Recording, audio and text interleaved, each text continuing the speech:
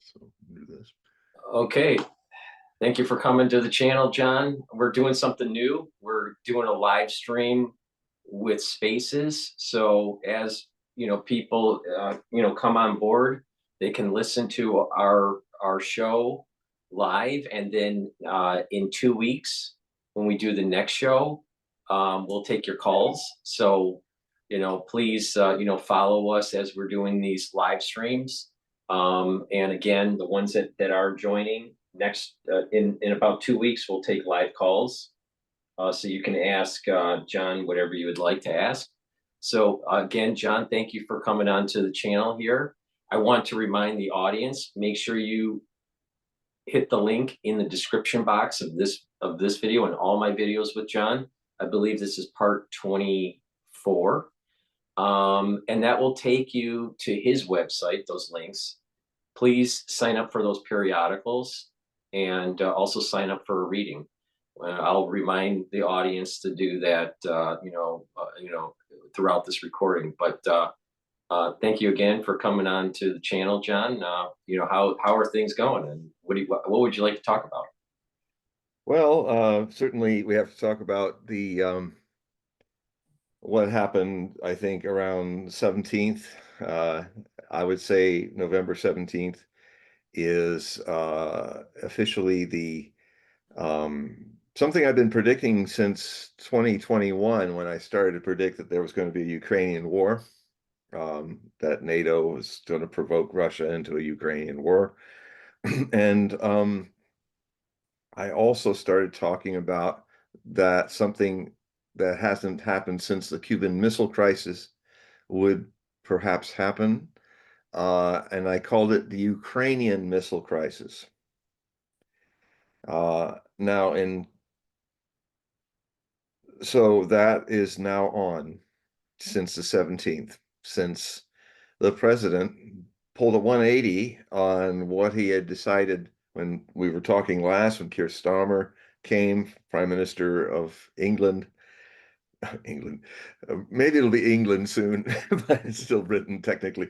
Came in to with his little red sack full of targets, because he was going to push this idea of firing Storm Shadow missiles directly and deep into Russian territory, the territory that's pre 2022, the territory that is truly Mother Russia, been for centuries.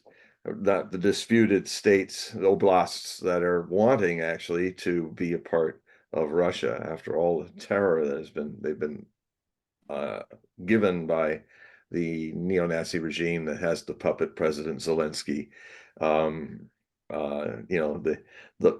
puppet Jew, to pretend, so that a lot of people keep writing me and saying, "Oh, but how can they be Nazis? They've got this Jewish president." Well, it's the powers, the deep state of Ukraine. It's not only our deep state involved, but it's also a bunch of neo-Nazis. So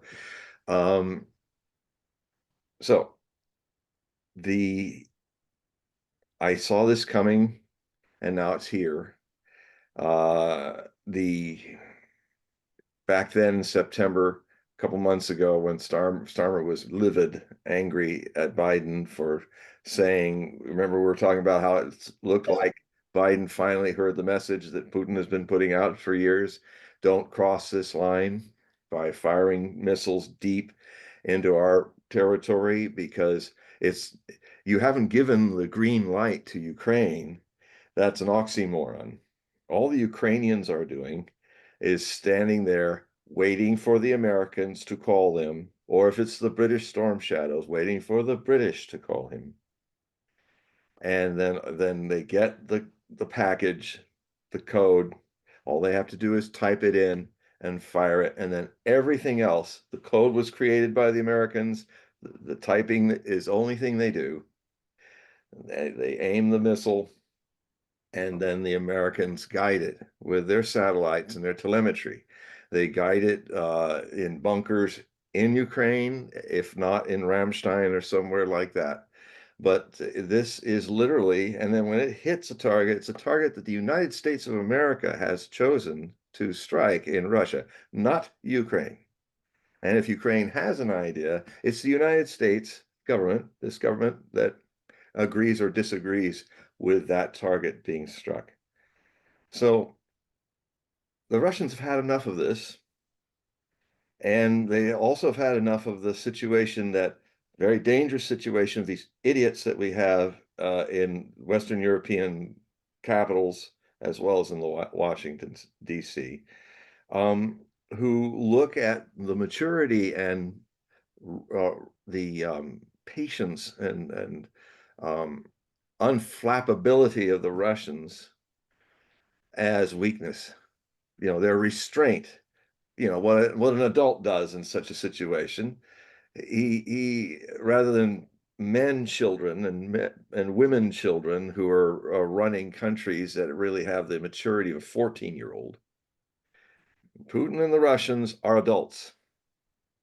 And it's come to the point where they're realizing that they're going to have to respond, because the Western leaders think their restraint is weakness.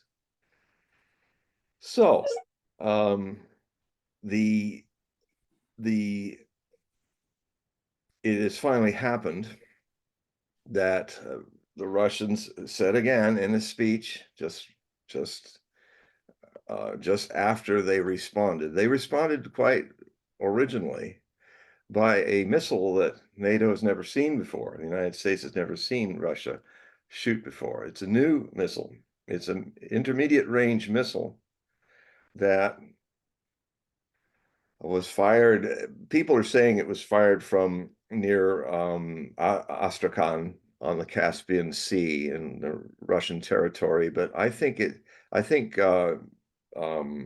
Ted Postal is a really good source that I quote sometimes on ballistics and this kind of stuff. He believes it was from the Baikonur, um, Russian owned, but it's in Kazakhstan. It's the spaceport where it used to be part of the Soviet Union, but they still have rights to fire rockets into space from there. And I think it was launched from there. So it was another 500 miles east than Astrakhan. And within a very few minutes, this thing it's a hypersonic missile. It's not an intercontinental missile. That's erroneous. You can't use it. I won't get into the technical bits of it, but you can't really suddenly make an intercontinental ballistic missile in all its stages. Suddenly you have to take a stage off and make it less, to make it not fly across the intercontinental range to hit the United States. Now, the Russians called the Americans and told them, announced that this was going to land. It was going to hit Dnipro, as the Ukrainians call the city since 1990. I call it Dnipropetrovsk. I kind of screwed it up there. Dnipropetrovsk, which is a little longer name of this town. Important town in central Ukraine, industrial center, one of the most important industrial centers, and it happens to have this vast military industrial park, which was the target. And I imagine a lot of you have seen it, the footage from security cameras of this unbelievable thing that no one's seen yet. In fact, this is the first time that an intermediate range missile has been used in a war. And Putin, in his speech the day after, explained what had been going on. And I'm rushing out a new Hogue prophecy emergency report, which I shall probably have out either just before or on the day that NATO is convening a special meeting of all the leaders to discuss what had happened with this missile. Now, basically, I'll just walk you through what got us here. It all started on the 17th of this month, when Biden with the G20 was having a meeting in Brazil, and with a canopy of jungle behind him in his kind of wrinkled blue blazer or shirt, He made no mention of in the talk with the press about any orders that he had actually done, and I think I don't even know if Biden even pulled the plug on pushed the button on this, because still the no one's denying anything, but no one's saying, yeah, Biden ordered this. That hasn't happened yet. At least I haven't seen it yet. This is now days since, and so it's not clear if Biden is really running the White House anymore. Probably hasn't been for a long time. And that it's Secretary of State Anthony Blinken who's playing president, and the NSA chief Jake Sullivan, who are also he moves more on domestic things. Blinken moves more on foreign policy. Now, this is unconstitutional if what I'm saying is true, because we didn't vote for those two characters to be the president. It's doubtful whether we even voted for the character in chief, given that what happened with the election. We'll talk about that a little too. What happened with the election was that uh, I'm going to be writing an article about it, that I estimate now that we can see the different election results of many patterns through the elections of the last several elections. There's a certain average that people vote, like 67, high 60 millions for one side, and a little higher 60 millions for others, with that weird situation with everybody getting the ballots in because of COVID, which were rife for possible fraud, that Trump won 74 million, interestingly enough, which is higher than any president in history. And then Biden came in almost 82 million. I mean, can you imagine that Biden was such an exciting option for being president, a man who did scarcely got out of his basement for most of the election, already was showing signs of problems with his mind, that he won almost 82 million votes. Well, it's interestingly enough, the votes went back to normal down around for Harris came in at 67, 68 million, but Trump was or 69 million, which Trump came in at 74 million again, which is interesting. But what I'm saying here is that there's possibly, I would estimate that there's this anomaly of 20 million votes, a major jump beyond all other elections. And I'm starting to think that that's probably roughly the number of fraudulent votes that were tendered in 2020. Now, hopefully, I got proven right in 2000 when I predicted that Gore, if the recount of Florida happened, he would have won by a slim margin. Everybody freaked out when I said that. I said, "Oh, you're just a sore loser. You don't want your streak to break, blah, blah."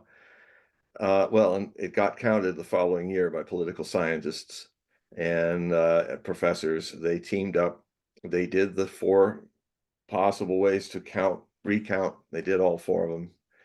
And Al Gore won all four of them.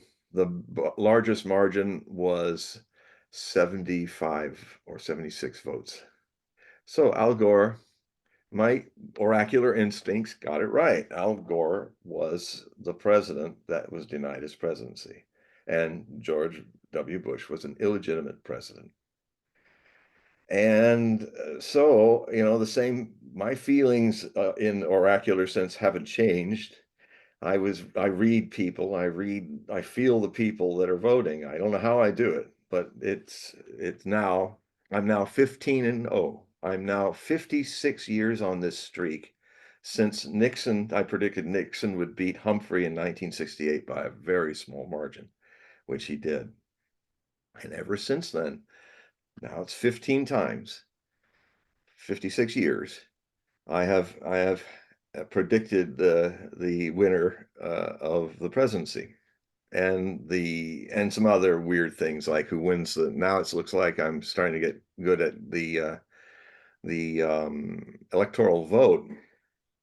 So I was on coast to coast for the election, and it was actually literally the first hour of election day, the midnight hour Pacific time till 1. it was a raging 24-hour windstorm happening up here in the Pacific Northwest, and the power went out again just 30 minutes before I got on the air. So I had to get into my van, go out into the wind, dodge the branches, and drive up a road a few miles to a friend. I had a backup with him, and he had a generator. So, but they had just enough of a generator to keep the heats going. So it was all dark, and we just had a lamp. And I'm here on his phone, his cell phone, which is charged, and we talked to America. And in that experience, what I basically said is that I talked to Tom. I think I said this also, but I know I told Tom Danheiser, the producer, on the phone, that he asked me a few questions, and I also added to it that I saw Trump winning the popular vote and the electoral vote, both by a landslide. And I started saying that actually earlier on the 19th of September.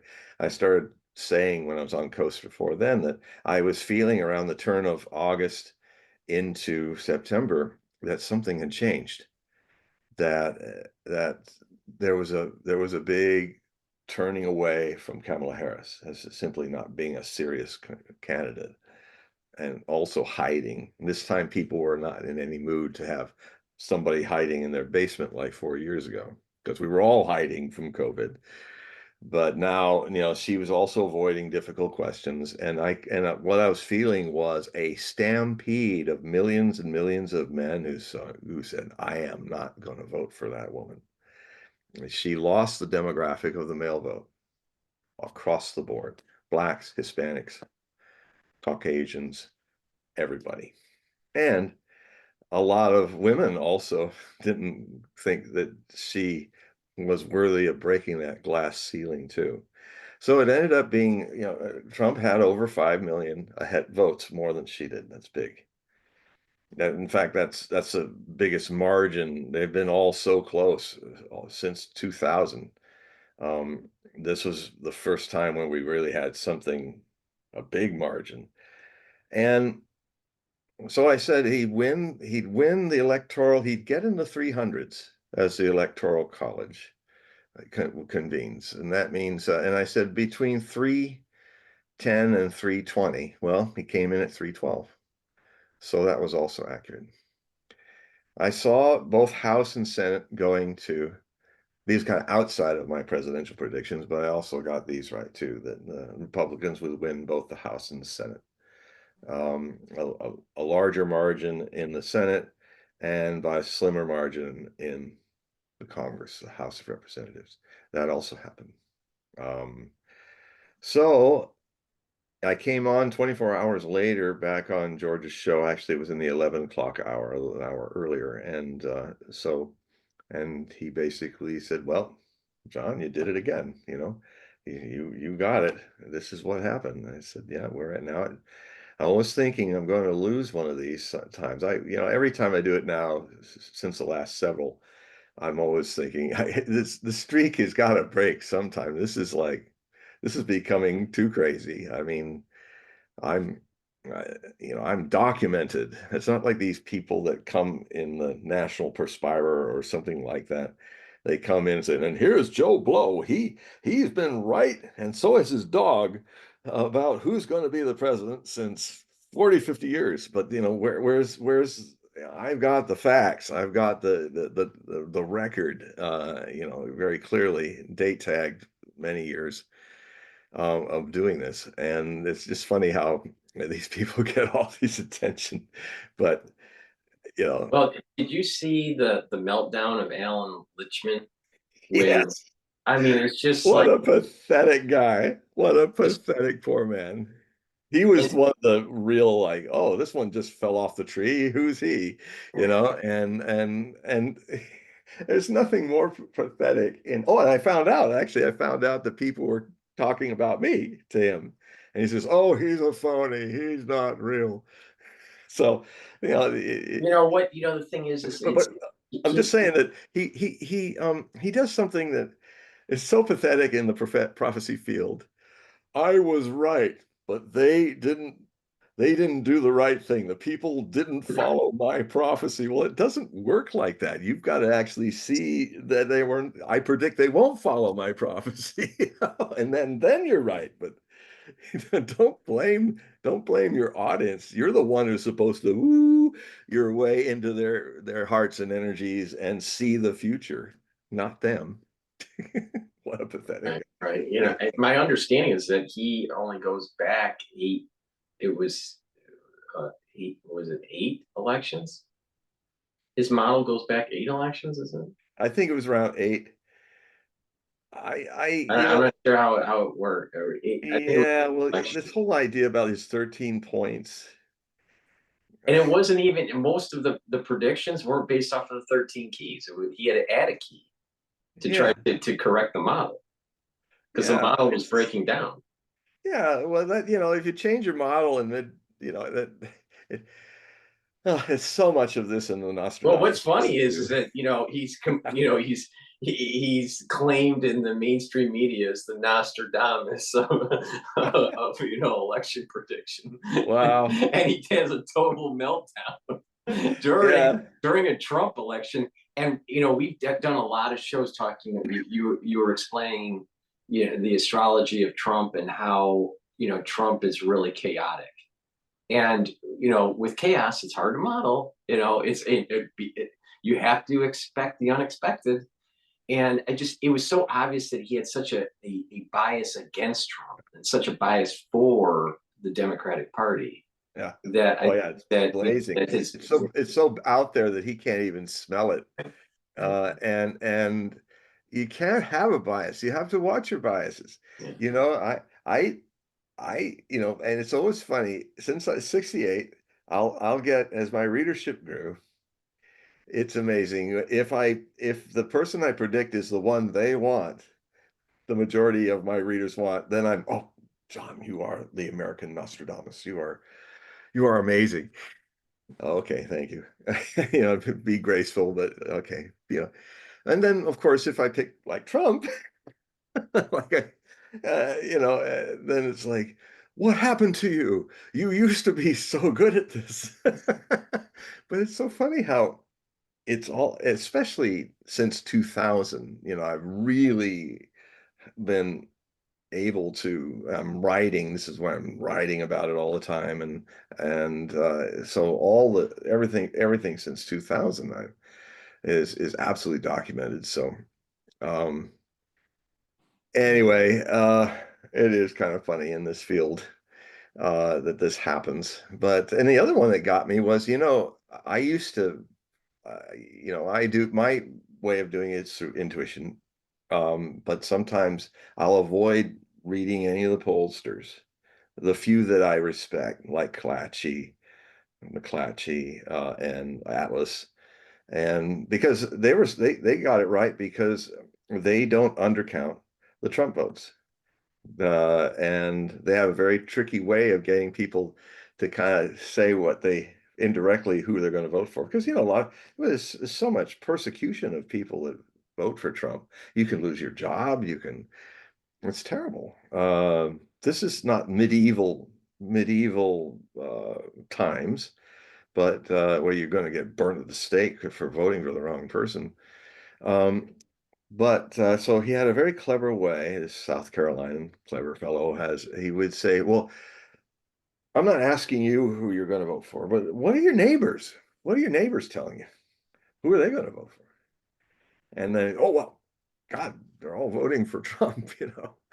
Or the day before the election, I was in the Star Store in my town of Langley, a little village 40 miles north of Seattle on an island, Whidbey Island. And we're in line. It's a busy day, and there's this guy that I know, um, who he was saying, "Wow, well, what's going to happen? I wonder." And then he kind of did a hint that I think McClatchy would have understood. He said, "Yeah, it's getting such a hard time. If you don't talk about who you're voting is not what the rest of our blue town wants, you could get in a lot of trouble." And so what I said to him, without I just said, well, I just said, I know who you're voting for, and I'll tell you this: Trump's going to win a landslide, electoral poll votes, and I saw everything I've said here. And he kind of went, "Oh, okay," looking around, And in that line, This is another tell because this is a very deep blue end of Whidbey Island. You can always tell on the election years. If you're down here, it's all the Democrat posters are everywhere. And then about halfway up this snaking island of many isthmuses, it's a very long, thin island with two big bulbous ends, and I'm in the southern end. And you go, and then suddenly by the time you're going through the middle of the island, at suddenly dramatically all the things go Trump, Trump, Trump, Trump, Trump, Trump, after they've been Harris, Harris, Harris, Harris, just like right about halfway up the island. And Well, it's similar to New York in a way, mm, and in New York City, it's all blue. It's all blue, mm, right? But if you start going to, let's say, Long Island, it's mm, turning red, and mm, you go upstate, turns red. mm. You know, Yeah, it's like and Trump there's had some huge audience in Madison Square Garden. He had a massive audience no, there. It no. was, I think, well, and that also showed in a lot of the blue states that there was a Trump wave there too. It just wasn't enough. It was just the fact that it even exists. I mean, New Jersey, yeah, what kind of was close to going red. And so anyway, the so we'll see what happens in the next 4 years. Well, Uh, do you remember when we were doing the recording just before the election for 2020? All right, you may have forgotten the recording, Probably. but you made a prediction, and it's kind of prophetic, that what happened. You said that you weren't sure at the time who was going to come at that time we were doing the recording. Yeah. You said Wasn't my you weren't officials. sure who was going to come in, but you said that whoever does go in won't be the president in the end. Yeah. And that's exactly what happened with Biden. Biden Mhm. gets in, but he really didn't finish. So No, there's he a, didn't. there's a shadow, someone shadowing the whole presidency as he's in decline. Now, who that is, I don't know. But there was it's interesting to see that potentially the data seems to suggest in 2020 that Trump won.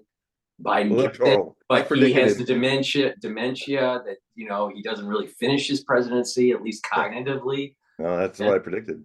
yeah, so it just it's interesting in how that all played out.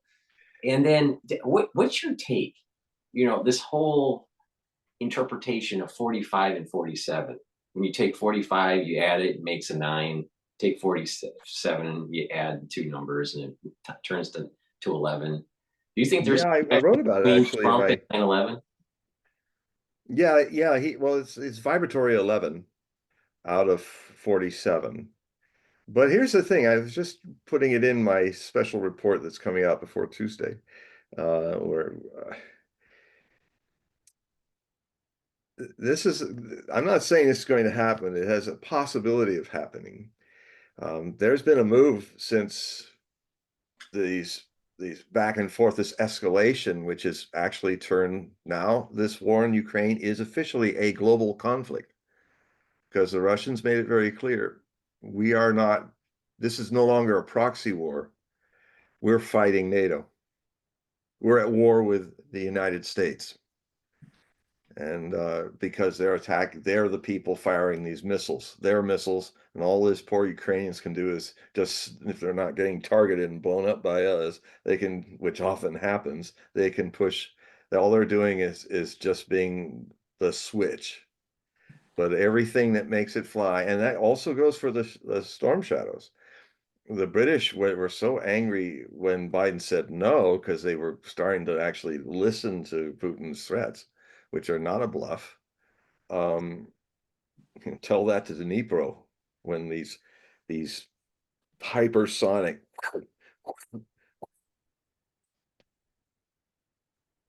six six kind of it's not they don't call these MIRVs. I mean they call it's called Orezhnik in Russian, which means Um, it's like not an acorn, but anyway, it's a hard nut, hazelnut. So And was it multiple rockets or was it oh one no, it was rocket with? multiple. No, what it was is it came in, and then the cone took off, and then there was all what we would call the MIRVs, but they weren't MIRVs. Each one of these, there were six of them, and each of these six had six uh, fingers of fire that were coming down. I mean, if you look at the stills, that's not a exhaust from an engine. What you're seeing is a re-entry fire. They're coming in at Mach 10, 10 times the speed of sound. And some people actually were estimating when they looked at the 2,000 meter ceiling of overcast. I mean, God, if it had been a clear night, it would have been very biblical. I mean, you could suddenly see a huge glow coming, because it would have been coming down like that, like some biblical fire from God. Um, and so then there's that shot where they're all kind of coming out of from a farther distance than the original shot inside Dnipro, but outside Dnipro. And then you see the clouds there, and then suddenly there's this bright shoom, shoom, shoom, shoom, shoom, shoom, shoom. But if you see it close up, those brilliant light, those actually, as Postal said when he was looked looking at the analysis, he said that this was the camera not being able to take that much brightness into its lens. So it must have been blinding to see it if with your own eyes.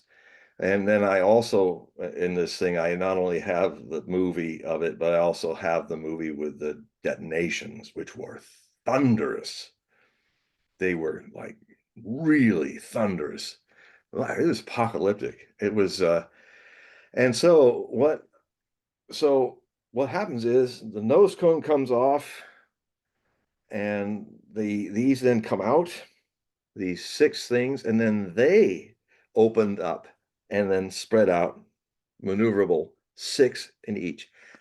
The industrial park was hit by 36 missiles. And it's a boom, boom, boom, boom, like that. And just, oh man, that woke people up. And I'm kind of hopeful about it. I'm hopeful. It's funny, after the election, I started feeling for the first time in years since the Ukrainian conflict began, I started feeling something pulling back. The dark cloud over the human race's future took a few steps back. And even though now, and I started talking about it in my Hogue prophecy reports. I might have even said it a phrase similar to this on our earlier shows. Right? I was talking about how in the prophecy business, you're looking at what's behind the door of the present. And then when you cross the threshold into that world being the present, then the insights are renewed and change, because now, and long story short, this riddle may be our salvation. When you're actually on the threshold of the abyss and see it clearly, sometimes you don't step over it into your doom. The closer your doom comes, the potential is higher that you will step aside and let it pass. So this, I mean, this thing is now more likely than ever as far as odds of going into a nuclear war. Not just here. Then the biggest fear I have, my biggest healthy fear that I have, is not with the Russians at all, because I know them. I've studied them deeply most of my life. I've even appeared on some of their shows talking to 100 million of them on about 100 million hits for the 4 shows that I did in Russia from 2017 to 2018, January. Oh, 2019, actually, it was 3 years. And so there were 100 million hits, but the first show I did on New Year's Eve 2017, right after Putin made his announced address to the nation. It's their biggest holiday. And then I was on for 2 hours. I had segments on this 2 hour show with, I was the only foreigner. Everybody else was a Russian seer. Um, I have that distinction in my work. I'm told by my Russian readers that I'm the only non-Russian specialist on Nostradamus that is widely read in Russia. So I think the reason is that I don't have the biases of the Cold War. I don't have this hatred, visceral hatred of all things Russia and Russians. That's maybe it's because I'm being that I'm a Scandinavian, all Scandinavian extracts of the Vikings. And given that Vikings helped create Rus in Ukraine and in Novgorod, I have a lot of Russian and Ukrainian blood in me and white Russian blood in me. So, I am Ukrainian as much as I am Russian and white Russian and from the Viking connection. Um, so um, so so it's more close than ever. So healthy awareness and fear is also more closer than ever. This shot of this missile, and it's not going to be the last one, because these idiots are still not learning. Now, what's the response to this? Well, it looked like there might have been a pause, a few days, but now Kaluga has been hit by drones, but that's technically the Russians openly say, we can handle the drone attacks. It just does a little damage. It's not going to change us losing this. We're not going to lose this war. We are winning this war. And they are. It's getting really bad on the front. Yeah. And the Ukrainians are fighting like tigers, but they're running out of weapons, they're running out of bullets, they're running out of men, and they're running out of time to train people. So they're literally being thrown out there to die in about 100 hours. And they've exceeded 1 million dead in 2.5 years. The Russians are somewhere around maybe between 60 and 80,000 dead, which is no small number.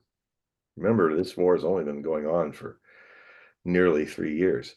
We lost 60,000, 57 to 60,000 dead in Vietnam after a decade. So, this is a big war. And big fronts, big armies, lots of people, lots of casualties. But the Russians have learned from their mistakes in World War II not to throw their people at human waves. So ironic when you hear the press. They're not saying that anymore now. It's the Ukrainians that were, because if you don't train your people, they just have to come at you in a human wave. And it's Ukrainians that were doing this. So anyway, I've said this before, but so I am hopeful that the closer we get to Armageddon, the nearer we are to pass it by. And I didn't know that until this prophecy crossed the threshold of the present and was being fulfilled now. Then new things happen, new insights can appear. I I don't do anything. That's how it works. I don't um, have an expectation of us surviving this or not. So that's how it's done. Um, and I My think part concern, of the my reason, I'll close with this quickly on this point. Part of the reason why I can do this, and part of the reason why I am doing this, is I was initiated by my master Osho in 1987.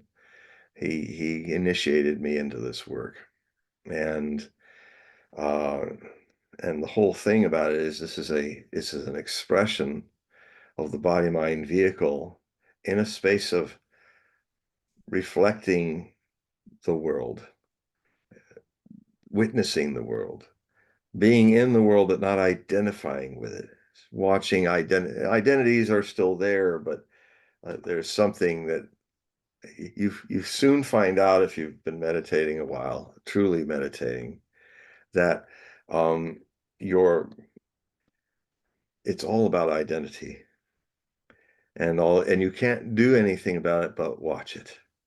In the watching, the identity is no longer attached to you. So Osho used to say, uh, it's not important what you are witnessing, only that you are witnessing it.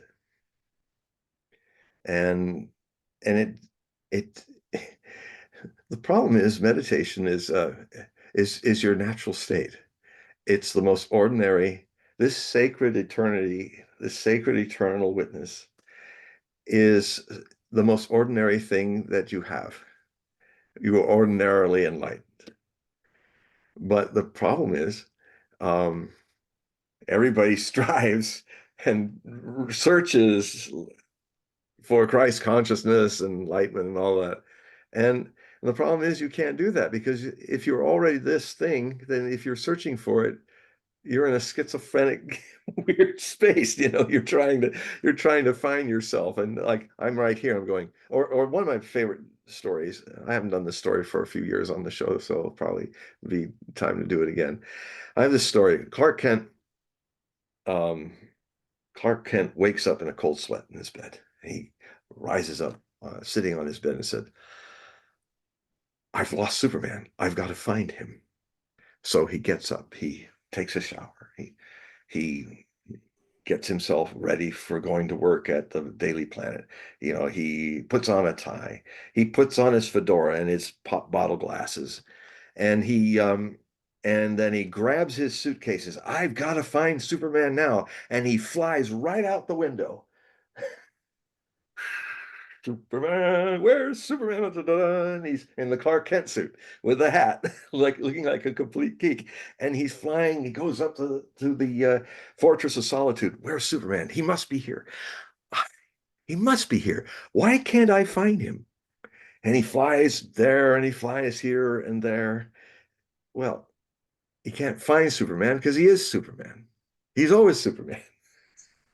Well, super, like Übermensch, Nietzsche's, it means beyond man, higher than man, transcending man. So we're all born in that state. We come into the world innocent of our enlightenment, and then the world, which by the time our parents and priests, politicians, and pedagogues get a hold of us, well-meaning and loving, they say, oh, well, you got to learn how to live in this world. But what they're really saying is, you've got to forget your innocence. You've got to put a coating called your personality over it. And because you won't make it in this world if you don't have an ego. Now, you don't drop the ego. The ego just becomes your servant. The ego is your mind. Your mind, you don't drop a mind. If you drop your mind, you'd be going, no, the mind is still there, but you're not holding on to it. You're not, and when you're not holding on to it, and then when it goes to its corner to be a servant of you, all your experiences and knowledge and stuff, how you've been educated, all these things, not just in this life, but many lives of collections of this. For instance, Osho used to say that enlightened people are not rare in the world, but enlightened masters are rare, because usually the trajectory of their memories and past lives is they were communicators and teachers. And so it's very rare to find a master who is fully enlightened, but is also able to use the mind and use situations with the heart to teach. And because if you, for instance, Osho was going to college to be a philosopher major when he became enlightened 21. And there was this guy in the Jabalpur streets who was I saw a picture of him. He was looked like he was an Afghani, a really handsome Afghani with a wiry beard. And all he did, he's sitting there, he's just laying there, lounging on the pedestrian sidewalk with a couple ducks around him and a big plastic bucket. And that's why they called him Mugga Baba. He's father of the bull. And he was illiterate. He never had an education. I don't even know how he got there because Afghanistan's far away. And all his teaching was to sit there with the bull in his lap. And what would happen is people would put money in, people would take money out, people would put food in, people would take food out. And his whole thing was just being very still in silence, just being here now with the bull. Well, so there was always people around him. So around the middle of the night, suddenly Osho showed up and he shooed all the people away. I have to talk to him alone. And when all the people were gone, Mugababa put down his bowl and grabbed Osho's arms and said, "Son, you've you've got to keep going to college. You have to keep," because Osho was saying, "I don't want to read books anymore. I just want to be silent.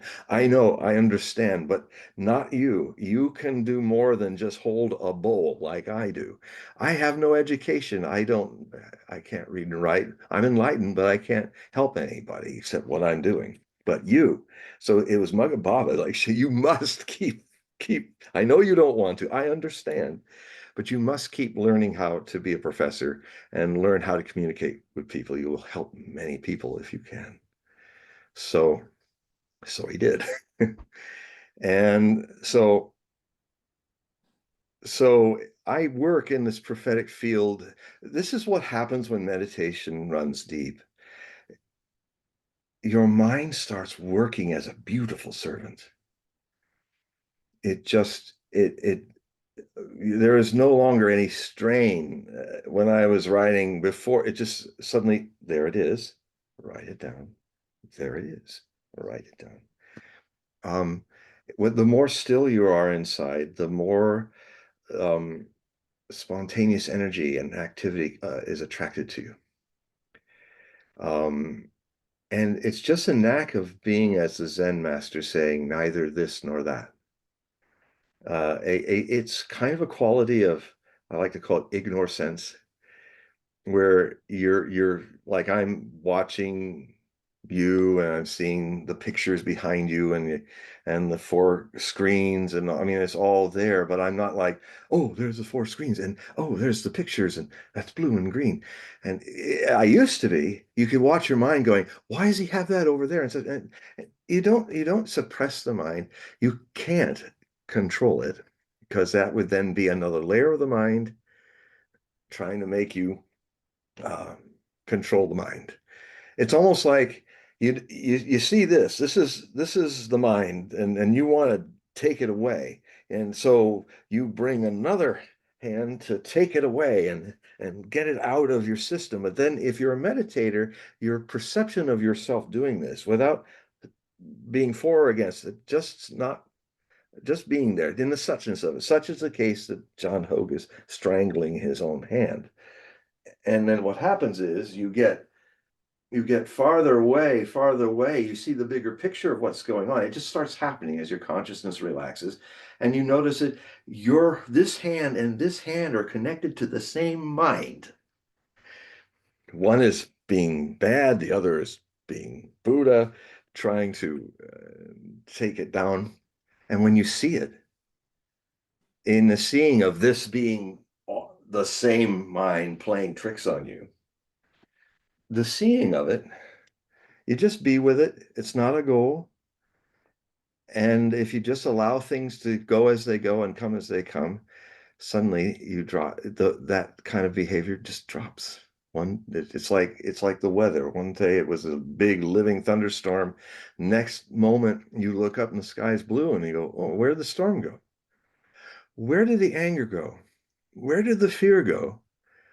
Where did the voices of people that trained me to you should this and should that go? They only appear to be real because of our identification with them. And so, that's the hypothesis, because this is a science. Meditation eventually is going to be the second wing of science, and it has exactly the same scientific hypothesis path as objective science has. The hypothesis is there something eternally inside of me that can and witness, and since everything that I am is transitory, I mean, now I'm an old man, and now I used to be a young man. Now, so this body, since I've been in it, has been changing at the get-go. It's been growing, and then now it's becoming seasoned and old, and in a good way matured, but may soon, it will start to get aged and disappear. But this thing that witnesses never gets old. It is always eternally new and young. It's so what is this? You can't see it because you are it. If you think you're seeing your Buddhahood before you, you're under an illusion of your mind pretending to be the Buddha. Um, so so this message is more important than, and I smuggle it into my work with prophecy often because this, what I'm talking about, what I'm hinting at, is the answer, is the thing that will step away from the abyss. Because you will see the abyss. If you see the abyss clearly, you will not cross over it. And just the theory is, Gurdjieff had the theory, as it did Krishnamurti, who I met. Gurdjieff died in 1949, so I never met him. And Osho, I am a disciple of Osho since even after he left his body in 1990. In fact, it's more intimate now without his body than it was, because where else can I find him? But it's the same isness or is notness that he was. Is also mine. It's also yours. It's everyone's. And it's completely ordinary. That's why we miss it. So these are what I'm talking about. Might for a lot of you sound like it's really off the subject, but this is the subject. Because if you start getting in touch with that, and more people in the world started getting in touch with that, it will change the gestalt. It will change the vibe of the world. And all it takes for these 8 billion people, all that is needed is 200 more people becoming enlightened than the average. And that will be enough. And if what I'm saying is true, we're going to see in the next few weeks, whether we're here or not, we're going to see it. And if these 200 are engaged, then what will happen is those forces of darkness that just want to take humanity into an auto-suicidal end, which they're doing. Their responses to Putin's responses are they want to escalate. I mean, now, what was the response to that thing everybody saw crashing in Dnipro? Which is it's a conventional weapon, by the way. It's not a nuclear weapon. So Russia doesn't need to use nukes to win this war. It can use these. And what may happen is, well, right after, there seemed to be a day or two of pause, but then immediately Kaluga got hit by the drones, but that doesn't count to the Russians. It's when the missiles are fired. The French have now said they want to put their Scalp missiles in. There's people in the German government that want to get the Taurus missiles in. So the pipsqueak idiots who are running Europe and our demented president are responding to this by escalating. And what that means is that now, there may be in the next few days, even before I get this article out, there may be another one of um, these missiles launched and take out the center of another industrial center of another Ukrainian city. In fact, the hint is, the possibility is, there could be a major, it might go hit the government buildings in Kiev. There is some word out there that the Russians are going to probably start. They already did a few incursions already. They're going to come through Chernigov. As I've often been saying, they're going to come out of the northern province, closest one to Moscow. which means it's way too close from, if it remains in Ukraine, it means Ukrainians with NATO missiles there will be able to take out Moscow in 5 minutes. And last time that happened, it happened to Kennedy when we were in Cuba, Soviet missiles that had a 5 minutes to Washington to take it out, and another 20 million Americans. And all Putin and the Russians are doing is what we did. Exactly the same thing. That was an existential threat, those missiles in Cuba. And they were going to be taken out. They either were going to, fortunately, Kennedy was going to try to negotiate them out, and he succeeded. But on my birthday, the 29th of October, in my final 13 days as a 6-year-old, I turned 7, changed my life, this crisis. I'm doing what I'm doing now in the Ukrainian missile crisis, all these years later, being a bit prophetic. So the thing is that what could happen next, because Putin in his speech, and I have the whole speech properly translated from the Kremlin. It's available off TASS and any other RT and stuff. That's why they want to ban RT. It's actually very good. You should try to look at it if you haven't checked it out. Try to see why they want to ban it. It's real news. It's the way it's like Walter Cronkite. It's the way news used to be in this country. A lot more professional, sources, balanced. The license to have a license like CBS, NBC, and all these people have a license. One of the prerequisites of the license that you get, because you, the people, own the airwaves, not these networks. They come to your government. That is your government, not a professional bureaucratic cabal that it's turned into. It's not of, by, and for the deep state. It's of, by, for the people of the United States. So our government then is supposed to give out these licenses, but if Trump wanted to, he's been getting some advice for it. He said he could rescind the license of CBS, NBC, ABC on the grounds that they're not showing both sides. And it's so flagrant now that it's so one-sided. I mean, so, you could see, and he would be legally correct to the people, or what would happen is CBS, NBC, and ABC would have to bring in both sides and be balanced, more balanced. There was always a leaning towards the Democrats, even back in the 60s when I was becoming a news junkie at 7. But it has gone so one-sided now that it's just, there really are grounds to say we're revoking your license. And same could happen with Facebook and others. One of the things that might happen, this would be great for freedom of speech, because I've been terribly shadow banned on Facebook. Tens of thousands of people that can't reach me anymore, and they just pointed them away from me. And that is against my free speech and the freedom of my readers on Facebook to decide whether they want to friend me or not have Big Brother say it. So Zuckerberg might end up having to, he'll be turned into a publisher rather than what he's a platform. So that means, well, that would mean he'd have to allow people, to be, it'll change the way it is for them.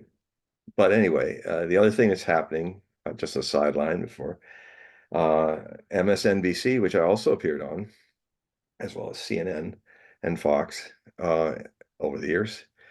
MSNBC is Comcast, who owns NBC, is dumping it, and the Sci-Fi Channel and a few other things. And so now they cannot pay the multi-million-dollar salaries because what's happening is it's killing NBCs because there's so many people leaving, especially after the election. Even more people are leaving the mainstream news. It's getting so bad that people like Paul, people like me, we may be the mainstream news before this year is out, this new year coming, because it's imploding. Now people are leaving them in droves.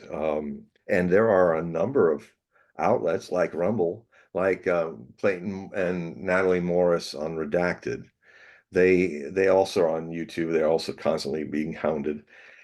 That might change too with the new administration. They won't be doing that. So this whole X revolution is now, because Trump won. Now a lot of things are going to probably open up for freedom of speech, um, and not be shadow banned. Um, and that's important because the when the speech isn't right, what you need is more speech, not less. If somebody's saying a whole load of hooey, you have a right to say, hey, that's a whole load of hooey, and here's why. And then he has a right to counter you, and debate and discussion goes on. That's the foundation of this country, and if we lose it, there is no America. Whether you're blue, red, or indifferent of either color, or in the independent, doesn't matter. You will lose your independence. And maybe in the beginning, some of the people that you've never liked that are using the internet, you'll fight, oh yeah, that's great, he's gone, I don't want to hear it. But you're next. You are next. That's how it works. So there's no way to step into the issue of censorship as a moderator. The only way, I've thought about it for years, how does one work? Because I don't have a family, but my life has a different trajectory this time around. This life, I was not here to come make babies, but to give myself a rebirth. So how does one work it out? And I've tried. I was thinking, well, how? Because I also get confronted with a lot of really ugly stuff, and reactions and stuff. And first thing, remember, don't give it power. A lot more positive people are coming in saying their things than the negatives. And the problem is that it's something I watched my mind always doing, is magnifying the minority of people who are abusing me online. And all I could do was watch myself get angry and watch the storm go by. And then now it's different. Now I get that. But it was a struggle. I'm an anger type. That's my ego type. Some people are greedy, frightened, different. It's Gurdjieff used to talk about it, and sometimes the Enneagram has been kind of created after George Gurdjieff's talking about, the ego types that you have, or the shape of your idiot, he would call it. And he even had toast to the idiots. Well, he's a round idiot. He's another this kind of idiot, and he always meant it respectfully, because idios means under the illusion of being separate from the whole, which is this separateness that is fundamentally responsible for us nearly on the threshold of World War III becoming a nuclear World War III. So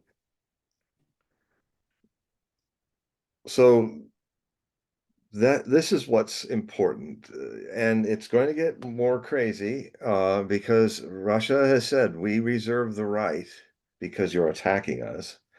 This is an attack on us by you in the United States and Europe, and we're not going to stand for it anymore. If you fire missiles at us again, we will respond in kind on you. And it doesn't always have to be attacks in Ukraine. We can launch these missiles on Britain, on France, on bases all around the world that the United States has. The other thing they can do is give their technology to the nations of the global majority so that they can defend themselves from you. So that's where this could go. And it all stops if at some point these idiots in London, number 10 Downing, these idiots in the White House, these idiots in Berlin, these idiots in Brussels, it comes a point where even an idiot wants to save his ass.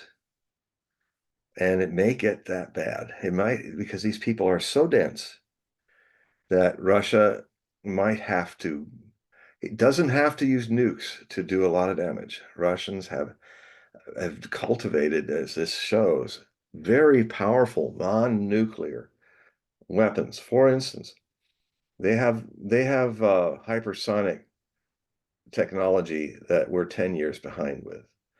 And reason is that the Soviet Union used to study hypersonic, like the wing, the hypersonic wing. And so the Russians have been looking at these things since 1960s. So it looked like it took them very fast to do it in the last 20 years, but it's because they've been trying these theories out, and now they finally got them working. And um, it means that there's shots of this missile. This missile was literally glowing, spraying its fuel in a huge fan as it was flying over Astrakhan and into the dawn light, um, because it took decades for the Russians to learn what kind of elements and metals and things they could use that would keep the rocket in good condition, white hot, because it's flying through the atmosphere, the high atmosphere, but it's flying at a flat trajectory at Mach 10. Some say Mach 12, like I was saying about the overcast. People were calculating the speed of the ones coming down through the overcast at Mach 12. So it might even be higher than what Putin said, Mach 10. But the Sarmad, the Good Samaritan, the Sarmat, which is can have 10 major MIRV nuclear warheads, is this huge thing. I mean, it's almost as tall as the statue part of the Statue of Liberty. That's how big it is.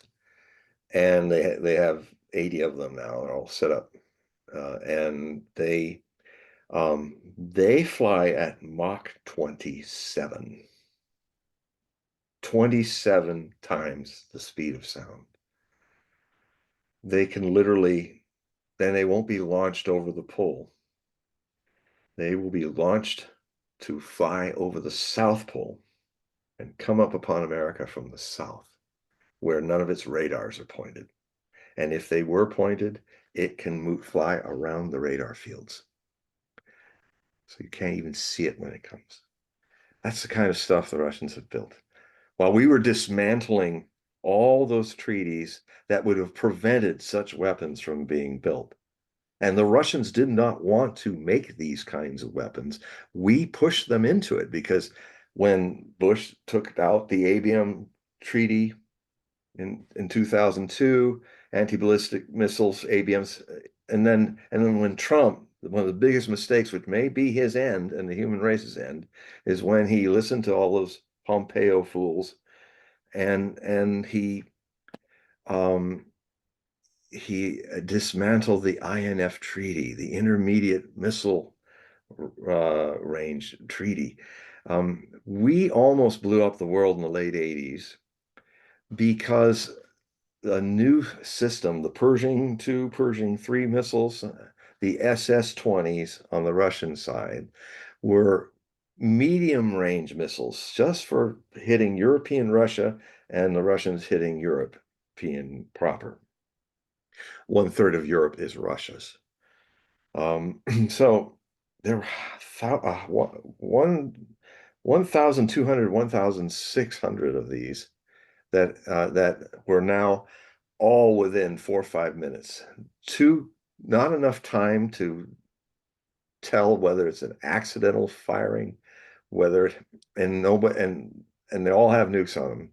So if anything happened within a minute or two, somebody would have to respond with all the other intermediate range going. It was a hair trigger. It was insane. And What ended was there was Able Archer, which was a rehearsal that was done in 1983. I was in the Oregon Commune with Osho at that time, and I remember that Osho suddenly in the early part of that year said, "There's a great chance that there'd be a thermonuclear war this year," and so the news got around that he was inquiring if the land that we could build a cave city and protect his people. And then, there was the Korean airliner that got shot down later in the year. And a lot of it stemmed from the Russian Andropov being the premier of the Soviet Union. There was a crisis politically because just like Joe Biden, they're all old, aged, one after the other. There were like three Politburo heads that were senile. Brezhnev went senile like Biden. It's a funny thing that when the Soviet Union ended not long after that, and it's not surprising that a sign that our country as a hegemon is going to end soon. It is ending because we're already showing the signs we're electing mentally ill people uh, clearly are not able to think straight as our presidents, and that means who's pulling their strings are not the people that we voted for. So anyway, so this rot has happens at the end, and I'm just hoping that we're all still here by the 20th of January, or most of us aren't here anymore, and those who are remaining will wish they were with us, because living after a thermonuclear attack is not good. Now, there's going to be something happening in Washington. Hopefully, it'll be 1 million people, but there's going to be a gathering at the Lincoln Memorial on the 7th of December, Pearl Harbor Day. On the 7th of December, there's gather there, and there's going to be hopefully 1 million people, and then they are going to walk and ring around the Capitol peacefully. Just 1 million people around the Capitol, and then they're going to march off to the White House and be 1 million people around that. Hopefully, at least hundreds of thousands, but enough to say something. It's time to bring back to life the anti-nuclear movement, which so successfully helped us end the last Cold War without it going nuclear. And it was the pressure that happened by protests of this kind that caused Reagan to, when he heard that Able Archer, that the Russians were actually, somebody called him up and said, "You got to get those Able Archer people to stop what they're doing. Andropov and the Soviets think that you're really going to strike them." Because and so the Soviets thought they were going to get hit, and they were just about ready to preempt the launch with all their nukes. And again, and they had time. We're talking about when we don't have that time now, especially if NATO puts missiles in Ukraine. Then we're in the same place. And what happened is when the intermediate range missiles treaty was taken out by the Americans, by Trump, by terrible advice, military industrial complex wanted to start making more weapons, an arms race. So what then happened is that the Russians still honored the treaty. They said, we're not going to build any missiles, intermediate range missiles. We'll watch you. And if you start moving missiles again into Europe, intermediate range missiles, then we will begin making them. Well, that started many years. The Russians did not do anything about it since the last part of the last decade in 2018 when Trump did this terrible move. One of the worst moves any president's ever made, by ripping up that treaty, because it made the New START treaty irrelevant. In February, it runs out. It might have already run out in 2023. So that means all the treaties that have kept us from proliferating more weapons of mass destruction and nuclear weapons We did it. Our leaders, step by step, took all those safety treaties away and have put the human race, all of you, in danger of thermonuclear war. This has been done by George W. Bush Jr. It's been done by Barack Obama, who also increased the first strike in our doctrine of nuclear strikes. Trump made it even harder in his first term. I certainly hope he's learned his lesson. There's signs that he has, and hopefully he will do what he wants to do, is end the war in Ukraine. But please don't waste my time with, I'll get it done in one day. Mr. Trump, you're going to have a rude awakening, and hopefully you will grow from it as a president, because I'm happy that you got Tulsi Gabbard, who's going to be the person who briefs you about world events every day, because except for having the same blindness for Zionism that Trump has and a lot of the people that are in his cabinet, as far as Ukraine and the rest of the world goes, he's going to get the real intelligence reports, and he channels whatever's in front of him. So he'll be channeling what's really going on in the world. And so what I hope is he's going to have a very rapid education. He's going to find out that he's going to, if he has certain ideas about Trump stopping, or there being an end or kind of a buffer zone and all that, no. That would be like people going to Hitler and saying, I mean, it's a wrong analogy, because people say, oh, you're saying Putin is Hitler. Well, he isn't. But what it means is the Russians are winning this war. And the terms are going to be theirs, just like it was when we were the Allies and we beat Hitler. NATO's losing this war. We're the losers in this war. And all he wants to do, it's very simple. Ukraine never joins NATO. It remains a neutral nation. The Russians don't want to govern Ukraine. They will govern the parts of Ukraine that are Russian, because they've been so abused since Ukraine became an independent state and went fascist, and really fascist in 2014. They literally ethnic cleansing the Russians. Never gets in the news. They wanted all the industrial might of Eastern Ukraine, because that's where all the industry is, but it's run by Russian people, Russian Ukrainians. And so their whole idea, with NATO's help, was to cleanse them out of the Donbass and Crimea, which have always been, for 300 years, Russian provinces.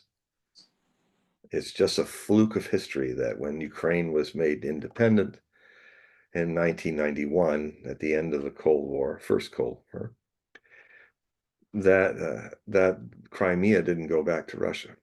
When Khrushchev put it into Ukraine in 1954, Lenin put the Donbass regions, pure Russian provinces, into Ukraine in 1925. Stalin took the Galicia, which was part of Poland, where the real nest bed of all the fascists are in Ukraine, the Western Ukrainians. Now that became a part of Russia, which it's not a part of Russia historically. So this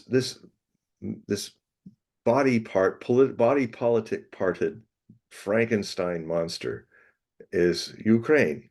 It never was itself an independent country or a group of people of like-mindedness to become an independent country. A whole lot of people were stuck there by other people, not by their own choice. So it's a toxic mess. I mean, if you understand what Ukraine means, it means, you say, oh, what country do you come from? I come from borderland. Oh, a borderland? Borderland of what? Well, it used to be, I come from the borderland of all the Russias as a province, but because now we're trying to pretend Ukrainians are trying to pretend that they have no connection to the Russians, that the Russians are more Mongols, lower Slavs. Fascism's always got the same story. And uh, I didn't even look at that. I said, well, follow the movements of the Mongol hordes and wherever they were seeding their seed. And frankly, there was probably more Mongolian seed going into Kiev, which they sacked, than there was in Novgorod. But Muscovy, Novgorod, Minsk, and all those areas, the Mongols went in. And so everybody has some Asiatic heritage. Uh, I have it since I have so much Russian and Ukrainian in me, and Jews, Ukrainian Jews, and yeah. So, so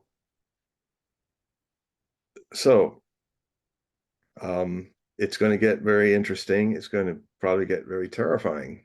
But just remember, make a stink about it. Write Trump and get Trump to be more openly, publicly talking about what's going on. He needs, he made this speech talking about this peace plan. And the following day is when maybe Biden was coerced, maybe Biden was just handed something to sign by Blinken and Sullivan, Gilbert Sullivan, I think. The Gilbert and Sullivan. It's a comedy. Uh, the the day after he started, he escalated the war and made it global, firing the missiles, going right up against what the Russians said. We're not bluffing, don't do that. And then they fired back. So we're now in that 17, the Ukrainian missile crisis. It's probably going to last a lot longer than 13 days, might be a few months, but we're in it. And why is Trump so silent?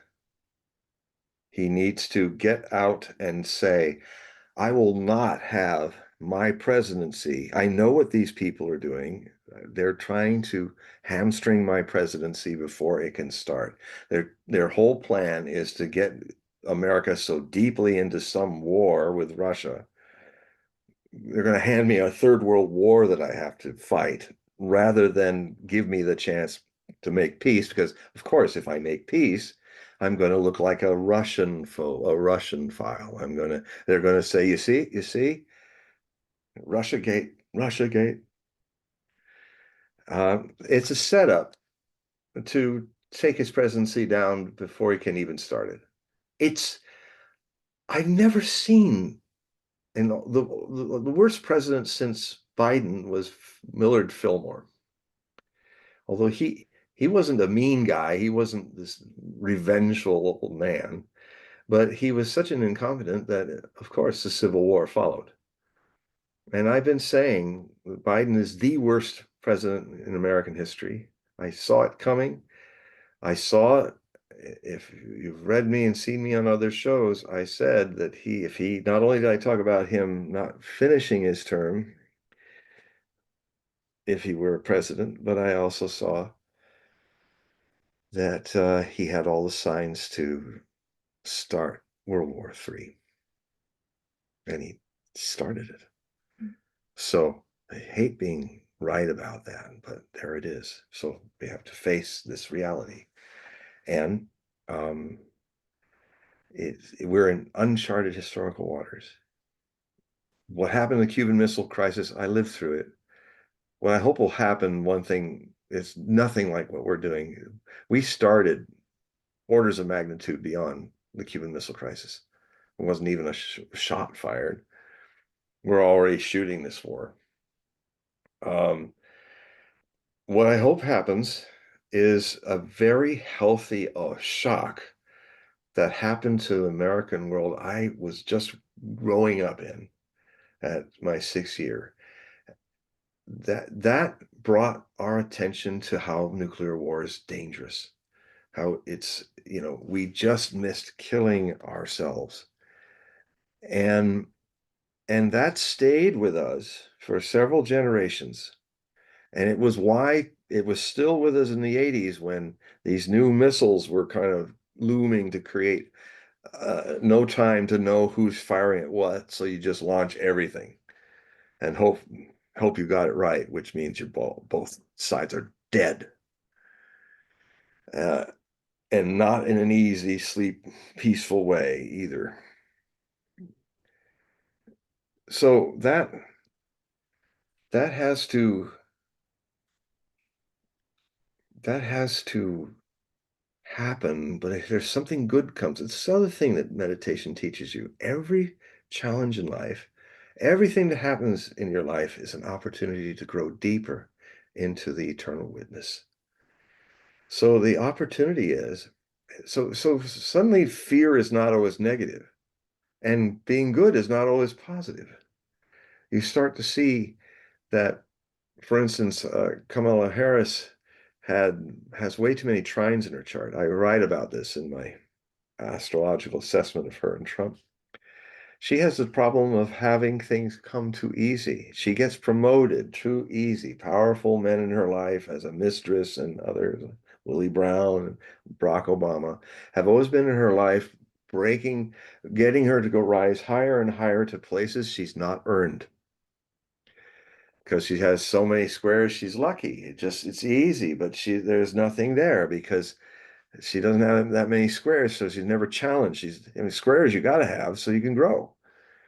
And she also has a ton of sextiles, which are also positive. So it's like it's all going good, but it can go good all the way to the Peter principle, where it's a theory that if you're really good at rising to the top, you finally reach a point that's your goal where you're completely unprepared to be president of the United States, for instance, or president of the company. I mean, Barack Obama has that problem too. Uh, he's uh, he's very good at rising to the top, but he was a big charming nothing really, and he has anyway. So I'm hoping that now people will remember how dangerous nuclear wars are by nearly starting one, like we did back in the early 60s. And if that happens, that could lead to a healthy fear of nuclear weapons, just like I have a healthy fear of not putting my hand into a wall of flame. What could go wrong with that? Fear can be a good thing. It brings attention. And that's what we're needing to do now. And it's also a good sign that a lot of the mainstream media, which has clearly shown it's not telling the truth to people, is now kind of getting removed. So that could be a better thing for these public commons like X. For instance, if you're listening to, is it Outlook, you said? Is that what it's called? Spaces, It's called what? spaces, Bases. space, Spaces. spaces. Yeah, Spaces is a part of X. So we're doing our first kind of imprint into X, which is great because that's where it's because of X that the election went the way it did. So, because people can speak there freely. So, I'm thinking we'll have more interesting things to say and a wider audience there. Right. Well, let me just remind the ones on spaces. So this is our first broadcast through Spaces Live, as we're recording our show for YouTube, Brighteon, Bitchute, and Rumble. So our next recording in about 2 weeks, we're going to be taking listeners' questions live. So please join us in 2 weeks or so to ask questions with John, and he'll answer.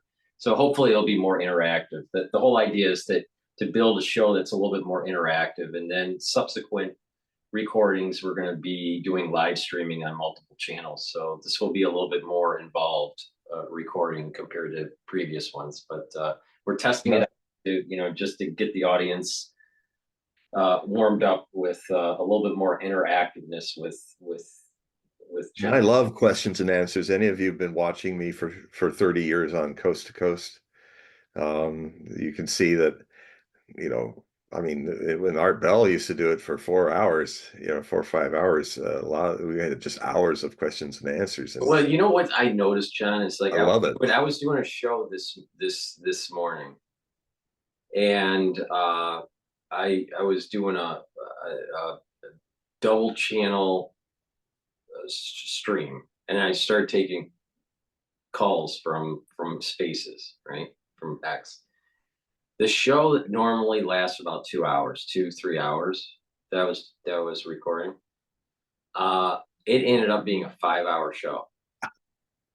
It can go, I mean, it can Yeah, go off the rails, yeah, because these conversations can go, in any direction. It's totally unstructured, yeah. and Well, that's why. it's hard to Yeah, keep it. It's hard to keep keep it. keep it going. Yeah, well, yeah. I mean, definitely. I know the Duran. They try. They can go to Yeah, two no, hours, and then yeah, they kind of. But yeah, we kind of have to grow a discipline where we say, okay, I think this is about it now, right, because the time will fly. I mean, that's why Joe Rogan, the Walter Cronkite of our times.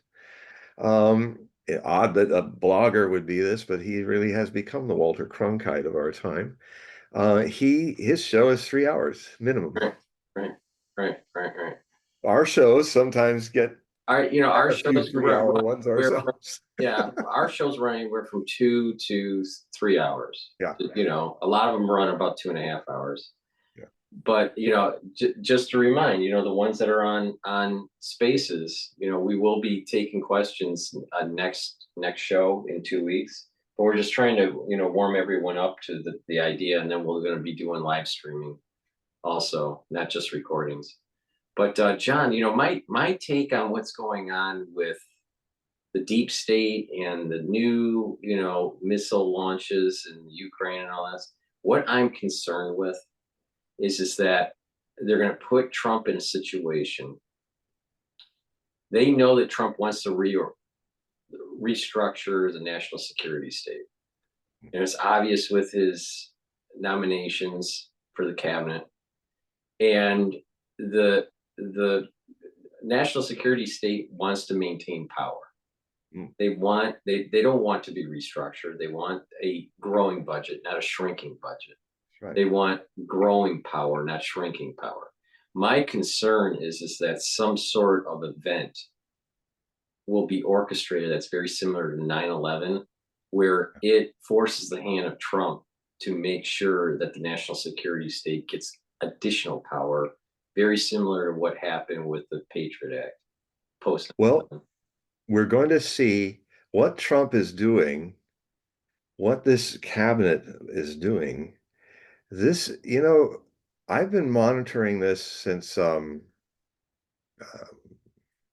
Irene L. Hughes, the clairvoyant of Chicago in the 60s, became aware of her work in the mid 60s. She's very accurate. She's since passed. But one of the things she said, I've collected American seers, and sometimes I write articles about people like David Goodman Crowley, who in 1888 wrote a lot of very accurate prophecies about the future of the United States.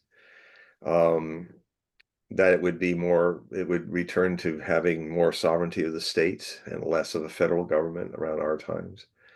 The other thing that Irene L. Hughes said was that there would be a second American Revolution by the mid 2020s. Now, I think we're passing through that door threshold again, now that we're on this side of the election. I've been for many years saying I'm always hoping for a peaceful American Revolution and Reformation. Um, I've also been worried that saying since 1998 that the way things were going and the polarizing of the country, I said we'd probably by 2020 would probably be at the threshold of a civil war. And we're kind of in a cold civil war since 2020. But what's happening, which also feels, I have a lot of problems with a lot of the things that Trump picked. But I, it's rather than, I mean, my head would like to really get freaked out, but there's certain something in me which has always shown its trueness, is not concerned at all. There was definitely a feeling of concern up until the election that I've been kind of preparing to die, preparing to die in a nuclear war. That's not there now. So I am cautiously hopeful that, yeah, this is a revolution. We are in, now I'm starting to see that this is the shape and the nature of this peaceful revolution. Now we're through the door. We're not on the other side of November 5th. We're through the door. And now I'm starting to see, oh, we're in this new present, which was foreseen. So this the other half of the 2020s is going to be very interesting. Um, at some point we can talk about that in another show, because that could be at least 2 hours just talking about the kind of things. Well, let's let these people get chosen first before we do that show. When these picks are picked. It's interesting that Gates was kind of, I think, a maneuver because he was so anathema for the rhinos in the Senate that he stepped down. But that allowed Trump to actually pick somebody who's even more qualified than he is to run Well, the Justice Department. someone posted on X, I think it was yesterday, where Bondi, gets approved by the Senate, Yeah. and that she appoints Gates as special counsel. And I can see that actually happening. That's one of the scenarios. You know, That's one of the scenarios. And yeah, she'll need a deputy, and the deputy will be doing all the charging in here and there. I don't think we've seen the end of Gates at He's just all. going to be a lawyer again in service of the Justice Department. I think no, he's not gone. And I mean, even MSNBC's moderators are so blind to stuff was seeing that. They were saying, oh, and of course they were taking it in the negative. Oh no, I think this is even worse because she's the state attorney general of Florida, so she's literally got the chops. She knows how to do it. But uh, Gates, Bondi's got that. Gates does not have that kind of experience. Similarly, the man who Headset, I'm probably mispronouncing his name. Big Seth. Yeah, Higgs. Hank Sick. He, I think it's good that there's a person who it's a healthy thing to have an actual veteran, somebody who had to fight the wars the Pentagon sent boys and girls into.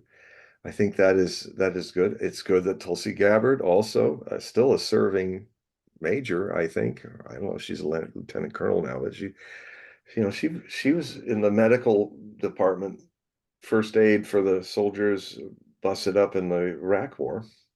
She was in country, in the conflict. The so and Lieutenant it's just as You're right, Lieutenant Colonel. yeah, Right. she did. She got promoted to lieutenant colonel. Yeah, she's still active. Um, this now this man doesn't know how to manage anything. He's never been in a management field, but he doesn't have to be. He can pick a deputy who is. I mean, that's the next thing to do, is to find somebody who really knows the biggest business in the world, the Pentagon, the biggest organization in the world when it with, if you count all the security sides of it, it's $1 trillion a year, losing trillions of dollars lost and without auditing finding it. It's a big massive affair that'd be daunting for anyone. So the smart thing to do for this guy is he be the theme man, and then he has somebody who can manage the Pentagon who is his deputy, so that can happen. And of course, one of the great picks is HHS, Robert Kennedy Jr. That is the core that's big pharma. Look out. You've got a target on you and you've earned it. I think it's a combination of big pharma and also big ag. Big Yes, it's ag big is ag. group, really is Yeah. poison the food supply. Yeah, yeah. Well, that he's absolutely, and it's wonderful that Maha is now with MAGA, make America healthy again, because it's true. And the amount of money and health and issues that's happening in this country, we're our crappy diet is killing us, and it's also draining our wealth as much as these forever wars are. But it's again in this next couple weeks, all you people who are supporting this revolution, don't just sit at home and watch it go by. You got to get out and protest and demonstrate peacefully. You don't want forever wars. You don't want this forever war in Ukraine. Mhm. You don't want this World War III to always every morning you wonder if you're going to wake up. You don't want to go through that, where I woke up most of the first Cold War. I woke up and I said, "Oh, we're still here." Okay. It was always a sword of Damocles hovering over every human being because of the mutually assured destruction that could happen if a mistake was made or an outright war started with these nukes. I grew up with that. Most of the later generations, younger generations, have forgotten. Don't think you're going to put your hand in that fire and not have it burned off. So, with the rest of your blood and bones and everything, this is the thing that is good about these times. And the other thing is, yes, the deep state is going to. Well, I still say that our next president is going to constantly have to be vigilant because it's not, they could also do something to him like they tried a couple times earlier in the campaign. That's one way to end the problem. So yeah, I, these did you guys. did you read the book from Annie Jacobson about the nuclear war? You have it? You're reading it now? It's yeah. I listened to the audio version Mm, probably about 2 weeks ago. I'll tell you, it's done really well, and it walks you through minute mm, by minute, in some cases second by second, yeah, what would be going on with a nuclear strike. yeah, And I'll tell you what the big takeaway from the book that I had was that our government isn't going to help us. FEMA is not going to be there, and really the continuity of government is all about uh, really protecting the elite class. yeah. And as her book, I mean, Scott Ritter has read this thing 3 times. And he used to be involved. He was one of the Marine majors that was taking a team to Central Soviet Union to monitor the dismantling of SS-20s during the INF Treaty. And he later then was for 7 years a UN weapons inspector chief of picking up whatever Saddam Hussein was hiding after the Persian Gulf War, which he was on the general staff of Schwarzkopf. He was the guy hunting for the Scuds when he was still a Marine major. And one of my oldest sources, we've never met, but I try to put a heads up for everybody to read his articles and to read his books. I have his book on his experiences with the missiles. And so, he's got a big heart, but he's a Marine. He admits it. He's like, go, no, no. He's like a Marine. I get you, sir. You know, He was a but football it's player too. He used to be a hmm? football player. He used to be a football player in high school, I thought. Well, he sure's got the body for it. I No, mean, I think he was a he's football player too. tall as a tree and as massive as an oak. Yeah, he's a big bunny. And yeah, he's really healthy. And yeah, well, he was doing that. He was an Army rat. I mean, Air Force. His mom and dad served in the Air Force. And so he was in Germany um, during the Cold War, at the Fulda Gap, and talks about it. So he was constantly having to deal with, because there'd be times where suddenly there would be some emergency, and his father had to immediately leave the house and go to a special fortified bunker, which meant, kiss the children and Scott and his sister and mother, and then go under. And then the feeling was we're out up here on above ground and we might just be ash and he might survive it or not. That happened many times when there was a But little this is something that made people go, oops, something didn't. right. I mean, what is insane is how the American public, with their tax-paying dollars, allow this insanity to continue.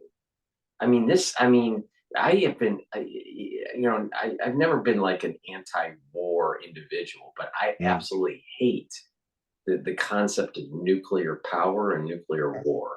And Nobody like wins. this, from from the moment I was born to now, I we could be incinerated at any given moment, Mhm. and it's just In this crazy. 72 minutes. Yeah, Yes. and that's what she brings up in the book is that this thing's been over our heads and no one's really paying attention and how close. Well, and then what Scott Ritter adds that she's done so well in this book, because he knows firsthand, there are systems in the doctrine, nuclear doctrine, that are like set. The decisions have already been made. It's just something that happens in the world, then pulls that knob, and it just goes on automatic. And she gets a lot into that, how it's just set up. And it's like the guns of August and all the arm treaties in Europe in 1914, that they thought because they were so tripwired and ready that no one would ever fight. All these huge armies. And of course, somebody shoots Archduke Francis, and then literally a month later, from in Bosnia it happened, and a month later the Austrians are going to war with the Serbians, as if it's collective punishment for this one nationalist that lived not even in Serbia. And then it just all the tripwires went off. The way they tried to prevent war actually made it come faster, and nobody wanted it. Not the Kaiser, not the Tsar, not George V of England. No, no, or Clemenceau or all those people in France. No, nobody wanted the war. And suddenly they, duty bound to the treaties, they had the war. And it destroyed, it was the beginning of the end of European dominance of the world, and which is really coming to its complete conclusion now. And it's interesting. There's a petition right now, and I watch Mowat's The Mother of All Shows, with George Galloway, another long-term source of mine from Britain. And there's a petition going out, and they already got 1 million people on it in like the first day. Where they want the people of Britain want another election to kick out Labour and Starmer, because they replaced the Conservatives with Starmer, and he's a twit. He again, and so they were talking on the show a lot about how it's like the British Empire kind of went to seed in the head when it finally went down. Now, the American Empire is kind of seed in the head, getting seedy. We are seeing the end of the era, the 34-year era or so of American hegemony. And it's a good thing, because it's such a burden to have yourself trying to control a world that does not want you to control it, that would prefer what the BRICS are doing. Create a multipolar world where each country's sovereignty is respected, and no more wars, so that the wealth that's being squandered in war can be given to make people healthier, eat healthier, can be given to help people get educations, fresh water, can increase agricultural yields, can help people to fight wars on climate change rather than wars against each other, or at least adapt to the changes that are happening over the next 1,000 years, which is unavoidable. Um, we can stop what we're doing, putting in it now, but we've already pumped enough into the system to raise the oceans 130 feet in the next few centuries. So we're going to live in a world where we have to have floatable harbors or something, because those harbors will be 130 feet underwater.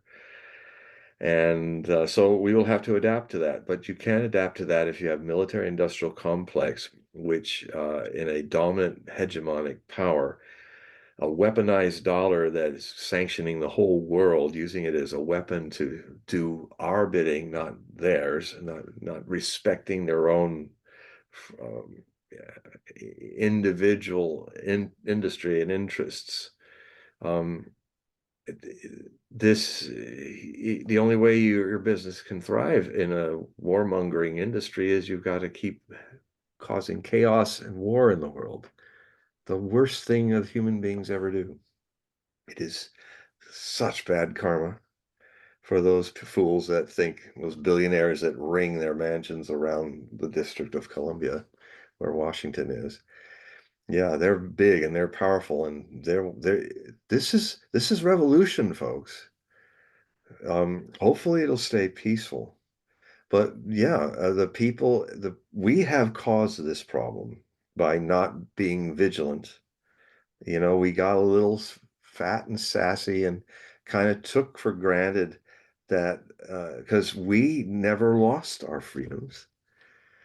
The founding fathers lost theirs. The people that left Europe and left the 30 Years' War and left all that stuff where the king decides what faith you have, not your own heart. That's why they created that Constitution. They had lost their freedom. And maybe we lost ours, and that's, again, as a meditator will say, another opportunity to take this as a challenge to grow. Return to your vigilance and never lose it again, because that's the simple thing over a period of many generations that has happened to us. The American people gave up on themselves. They got just interested in their things and their families. They forgot their community, the community of Americans that we are. So we're going to suffer necessarily the loss of these things, and then we will regain them. So yeah, it's the deep. If there's any violence, it's going to be the deep state. But we have to. But if the whole body of Americans understand this danger, it's going to take a while. This is what's going to happen. If Trump survives his first term, he will perhaps make the foundation for it, and then either J.D. Vance. But I still hold out that another Trump will be president. Don Jr. He's young as J.D. Vance, basically. It's possible. I also see that J.D. Vance may grow into being a very good president. He's got a lot of growing to do, but he has potential there. And again, this is the oracular part of me. I go, oh, really? Really? That guy? I go, okay, I I'm don't see it, really a but big I fan. don't personally see it, but you see it. Okay, I'll have to say that, even though it's not really my opinion. Yeah, I don't know. I mean, JD Vance to me, I just like, I wasn't that really happy with the pick. Maybe he can. I'll warm up more to JD Vance. Read his book. Read his book about his life. It's a very good book. He he how he grew up, and he had a tough growing up, and it made him. It's important to see how his mother. He had no father, and his mother was a drug addict, and out in the Appalachia, poor folk out in Appalachia in the Ohio mountains hills, and he managed to keep the family together, help his mom go to college, work his way to college. No, nobody gave him money. So he's kind of had the backwoodsman Lincoln thing going, and I so mean, that's how they're trying to spin it. I don't know. I mean, there's potential there. I see there's potential there. potential. A lot of I'm just I not was sure amazed. it needs to mature a little bit. Yeah. It's a little green, Well, with it. we all have our immature moments, and we take our time to get more experience with life. Um, but I can see a situation where Trump is 4 years, Vance is 4 to 8 years, and then at some sequence of that, Don Jr. Trump is 4 to 8 years. This could go in, this whole movement's going to take a generation. It's going to take into the 2040s before we really clear this pestilence of deep state, and here's another thing that's important that's not getting reported. The Supreme Court has one major beef about the situation.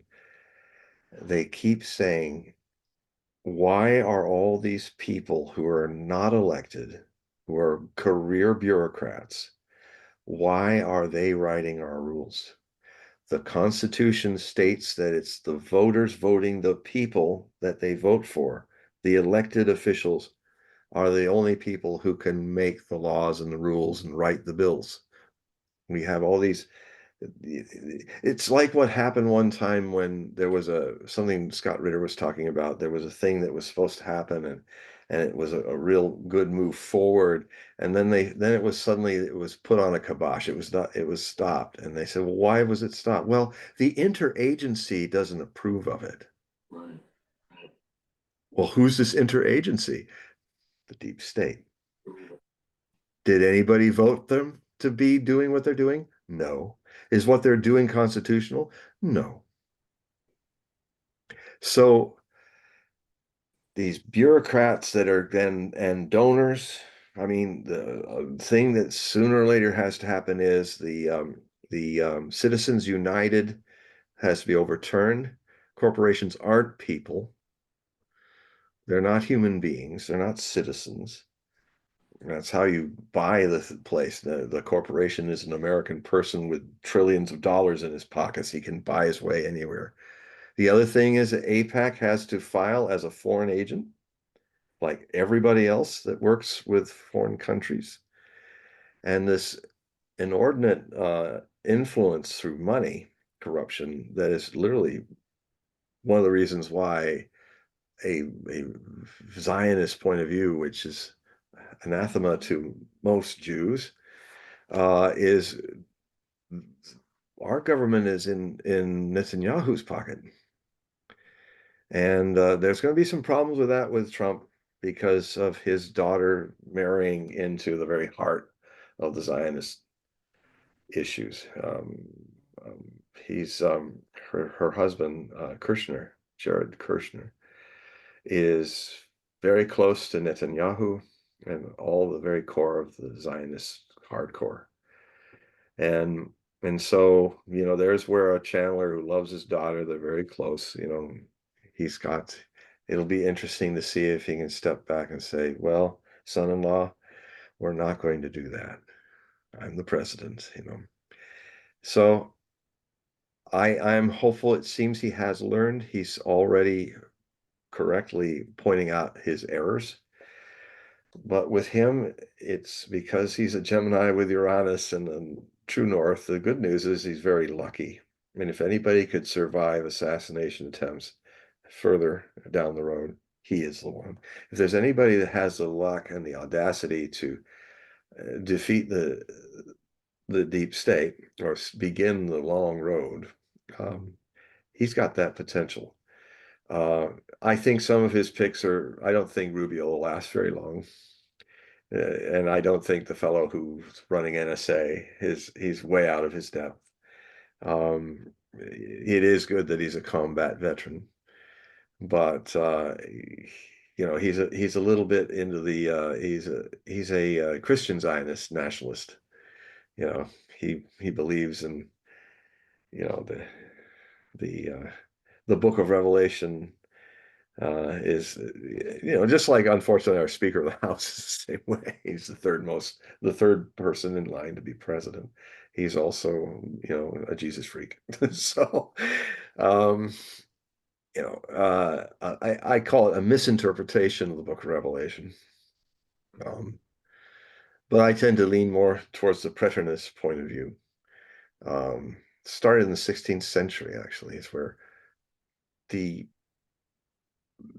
the preterists believe that the Old Testament prophecies and the prophecies of the Book of Revelation, the small apocalypse of the Mount of Olives, Sermon of Jesus, all were fulfilled in the first century, the last ones, rather than a judgment day apocalypse coming 2,000 years in the future. They argue that the books were more symbolic than literal, and that the Christian era, what St. John of Patmos was talking about, he may be the same St. John, although there are lots of Johns in those days, so it may be somebody else, but he had if you read the book of Revelation without Sunday school imprints, just as it is, like an open person, you will notice that he is constantly saying it's just around the corner. It's just going to happen. It's going to happen in our lifetime. It's now. There's at least 21 references into. That's why he's talking to the churches in the first half of the book of Revelation. He's trying to, in his cave where he's imprisoned by the Romans in the island of Patmos, he's sending out letters to the churches, and he's saying, get ready because it's coming now, not 2,000 years later. In fact, if you look at the quotes, I think it's in Matthew and Mark or Luke. I can't. It's might be in all three. But the you look at how if you watch carefully even the translations and text of the New Testament, there are variation on this, a lot of the same stories. There's very there it's like you can tell they're witnessing the stories, and of course Luke wasn't even there, so he's more like a chronicler. But the one thing that's almost verbatim without a word change, which means it's been put in later, is he said, I'm coming soon, all this, but no one knows the time. No one can know when the time happens. That is inserted in the New Testaments of these prophets, and it's so exactly the same, more than anything else in those books. My sense it was put in later, centuries later, by the organized religion, maybe in the Council of Nicaea. It was put in when the Bible and which books were going to be included and which books were going to be not included were decided, and the volume of the testaments that were not put in are twice as thick as the New Testament. So they could have got some things wrong there. And then some of the things that they were against is that a lot of people thought Jesus was just an enlightened man, not a son of God. So he became son of God from the Council of Nicaea. So there are all these. It's coming now, not later, in the book of Revelation. And it's the most important tell is how John of Patmos was bending over backwards to almost tell you how to decode 666, and the earlier editions 616 as the number of the beast. In Revelation 13, the later edition that's survived, the fragments have 616, so that's closer to John's pen than the copy that we all use in 300, third century. And he says, because they didn't have numbers then, so it's like every letter had a numerical value. So the name of the beast is somebody that if you take his name and spell it out, all the letters will add up to 666. But in the early one, he says 616. Well, it spells out, and it's a contemporary. He's not in the future. He's coming with this revelation. It's in Greek, it's Neron Kaiser in the older edition, 666. That means Nero Caesar. So the beast is Rome. It's not some future group. It's not Russia, Gog and Magog and all that. It's nations in that time in the first century. And the earlier 616 is Caligula Kaiser in Greek. That means Caligula Caesar. So that's objective proof that this thing is about a near future event. And the preterists say that it was preparing for the kingdom to come to earth, but that was the era of Christ. And Christ lived and died, but really it didn't start going until the disciples started converting people 30 years later when Rome was being sacked. So the temple being destroyed, and then he said, I can raise this temple in 3 days. He made that statement. They left the temple, they went up on the Mount of Olives, and that's when the disciples asked him, what did you mean by saying that? And this is the only text in the Bible which is not a third person or a second person. But it was not a third person account.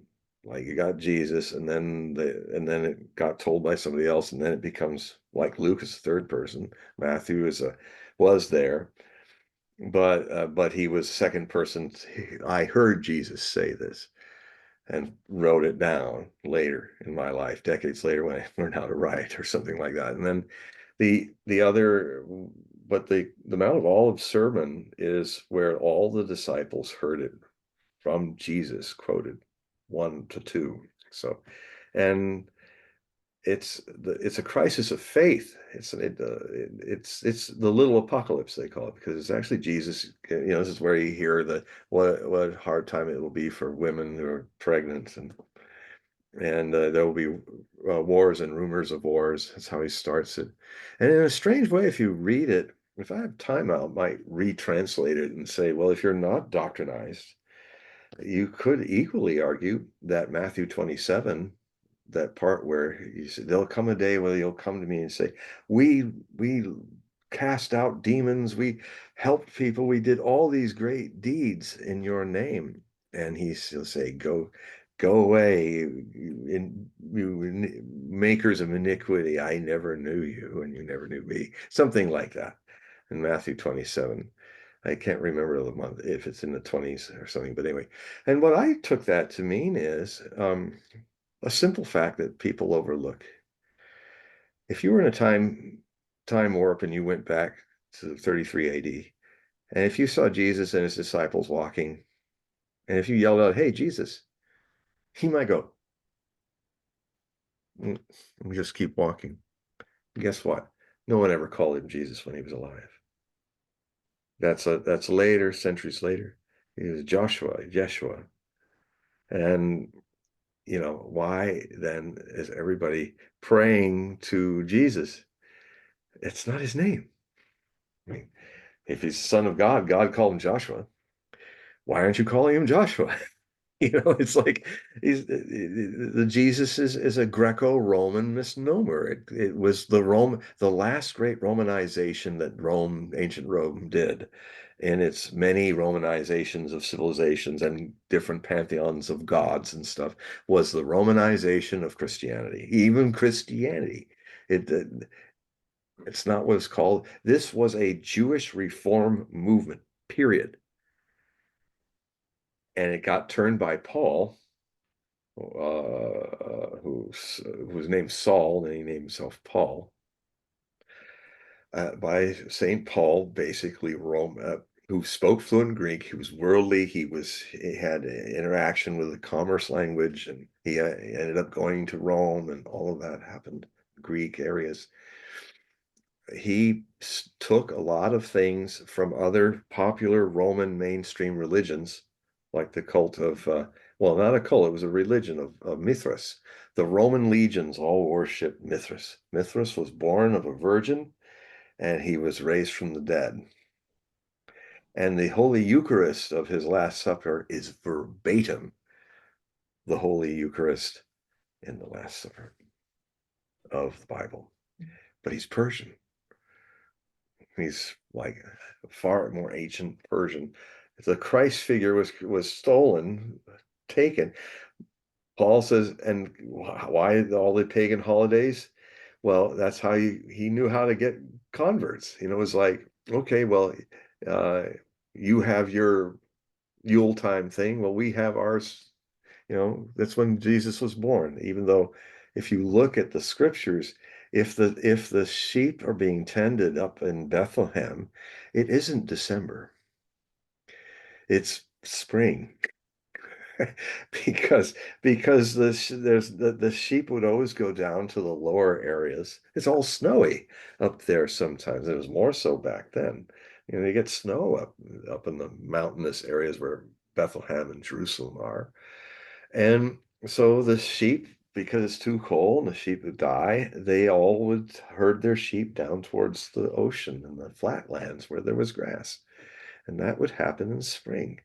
So, and that's why Easter, I think, was also grabbed because it comes from the pagan goddess of fertility, Estrus, and or Istra, and so they turned it into Easter. It's a pagan goddess, but it became a a Christian holiday because Paul was starting to say, well, you know, this is we'll just get people already in the habit of celebrating the fertility rites, so we'll just make it the resurrection of Christ. You know, we'll just Christ has risen. That it's he even took some of it and changed it. So he was very good at propagating.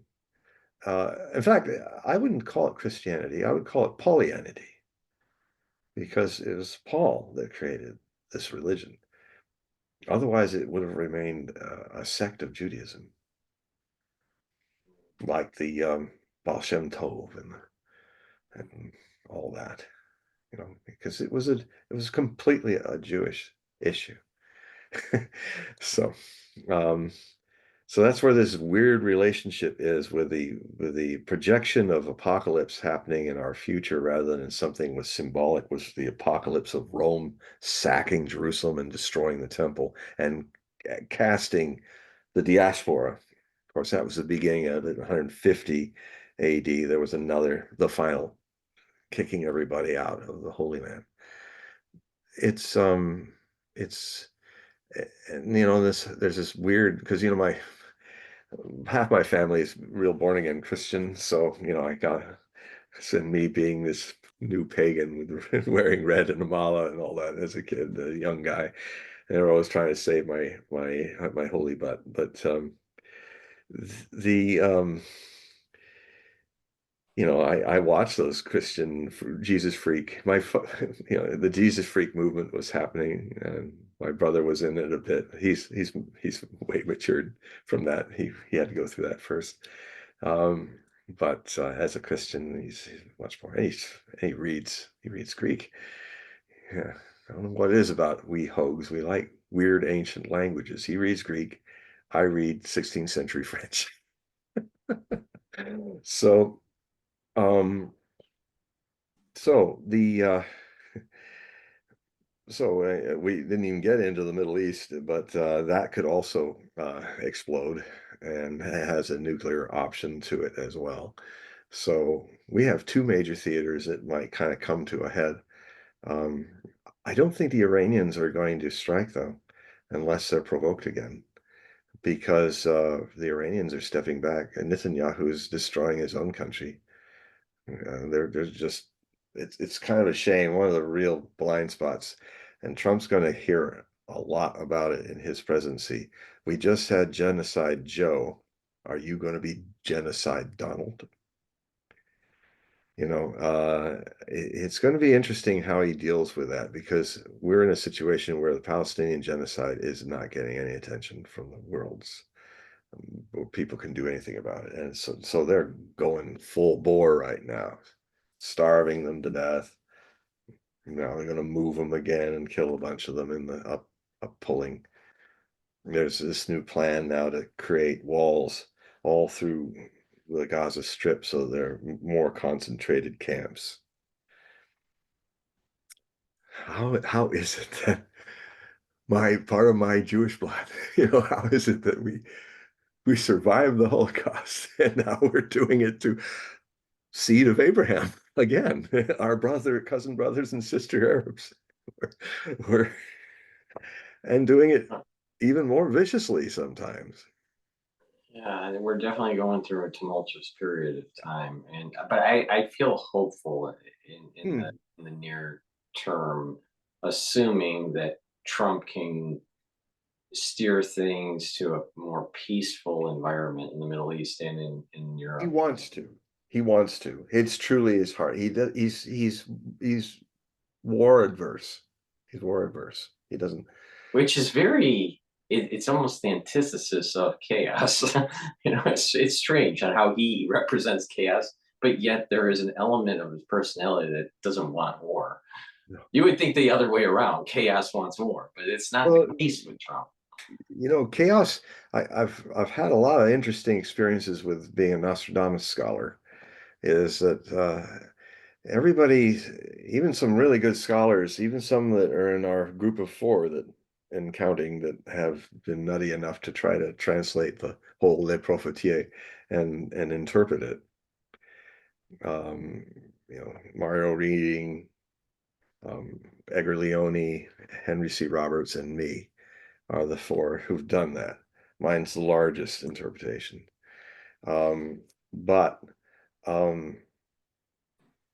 Mario is since deceased back in the last decade, but Mario is a good scholar, but he got caught in the trap.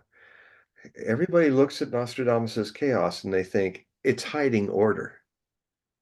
I mean, there's a lot of people that made a career in Nostradamus books that um, have just tried desperately to project a reality that is not there.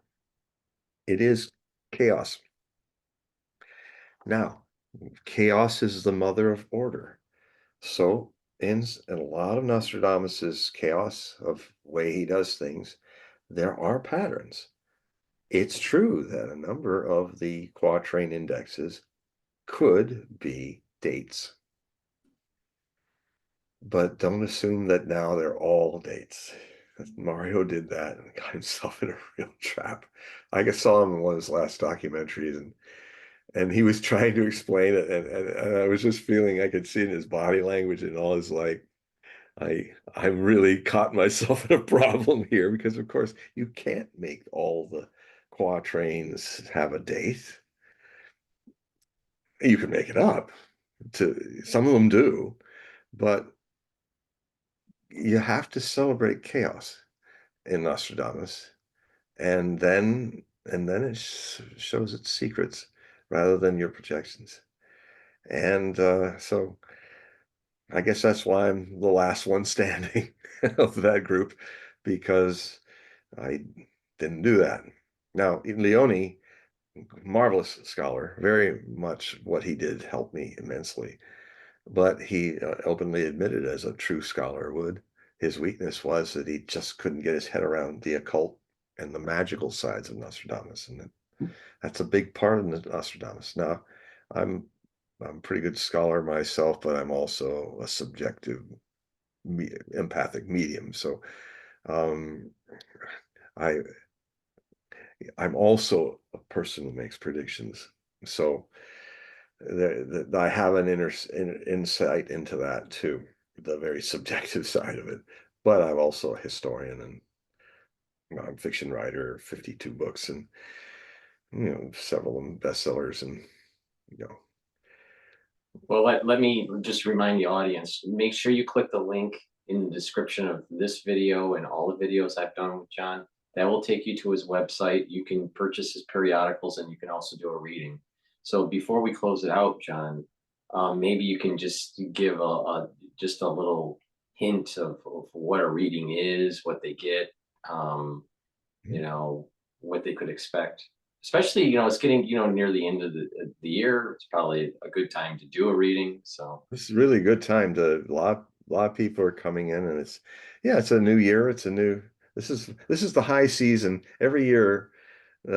December through February is the peak season for prophecy interest. And well, basically, I have my Hogue prophecy report, which usually comes in roughly at the end of one month into the other month. Um, it's fully illustrated. I send it as a PDF file. It's a slightly lower tech way of doing it, but it's a way to keep me underneath all the censorship and stuff like that is happening. Basically, what happens is that you a donation of $60, you go to myhoagprophecy.com and you'll find there some samples of earlier things I've done that are free. I have a few more to add, but I've been so busy with the presidential election that some of the things from the last 2 months, 3 months, I haven't been able to put there yet. But it'll be coming soon. But there's still a lot of great material that is free there that you can read and see if you like it and are interested. And then there's a little thing in the back at the end of the freebies where it says how to get it, how to you can do an automatic payment is one way. Then the other is a 1 year $60 or a little more. And a minimum of 60 though. And that gives you 12 months. That's only $5 a month. And it's illustrated. The PDFs are really beautiful. I make them funny as much as I can. If you can't laugh at Doomsday, what can you laugh at? And so there's just a lot of detail, and you also get an entryway into all of my sources in the alternative media that I've been talking about. I'm always trying to share all my sources with my readers. And then I invite you through me to come discover these wonderful people that are also doing amazing work. Um, and you'll get a whole different view about what's going on in the world than what the mainstream is telling you. And I know because I spent since 1987 doing hundreds of TV shows on every media you can name. I've done it. BBC as well, Big Sky News, Hong Kong, India, Russia, Italy, Europe, and so I've seen it from as being a kind of a special guest in all these different shows. MSNBC, CNN, Fox. I used to debate Sean Hannity, fluster him, and also the CBS, NBC. Ancient Prophecies in the 90s was a huge hit. It was the last thing NBC did in that kind of genre. But I had in the 4 parts, I had 15-minute segments in that. A lot of people first discovered my work through Ancient Prophecies and when it first came out in 1994, 95, 96, 97. And then the other thing is that I do these readings. It's it's done online with Zoom, and they're usually 90 minutes. Well, they can go even longer. We go deep. It has an astrological aspect, but you don't need to do the astrology to get a full experience. But I do a little astrology as well. And what happens is you go to astro.com and you get a free chart. You just have to type in your times and it just makes it for you. It's very easy for me to read. It has a good aspectarian. It makes it faster. So I can give you more input than less if it's hard to read or hard to see, like so many of them are. And what will then happen is we'll go deeper with the tarot cards, and we will go, for instance, this is the deck I use. It's the Osho Zen Tarot deck, and it has these amazing cards. Let's see what's another. Oh yes, there's one. Wow, yeah, and also picking all the fires. What's that about? Well, we were talking about nuclear war, so Yeah, well, I guess that's it, isn't it? Yeah, like this, and yeah, they're wonderful cards. They were Mahadeva Padma did the artwork and was instructed by our mutual master Osho and how to do it. And just to give you an example, the suit of Pentacles, it's still rooted in the ancient tradition of tarot, but the foundation is, but with a different temple built on top of it. For instance, the Pentacles, which are usually in the suit of Pentacles, is about earth issues. That is called the suit of rainbows. It kind of takes it to another deeper spiritual version of what being grounded is. If you're exactly at the right place on terra firma, your feet on this ground, you're 120 degrees from the angle of the rain and the angle of the sun. You're the only one that can see the treasures, the rainbows of how it is to live in the moment.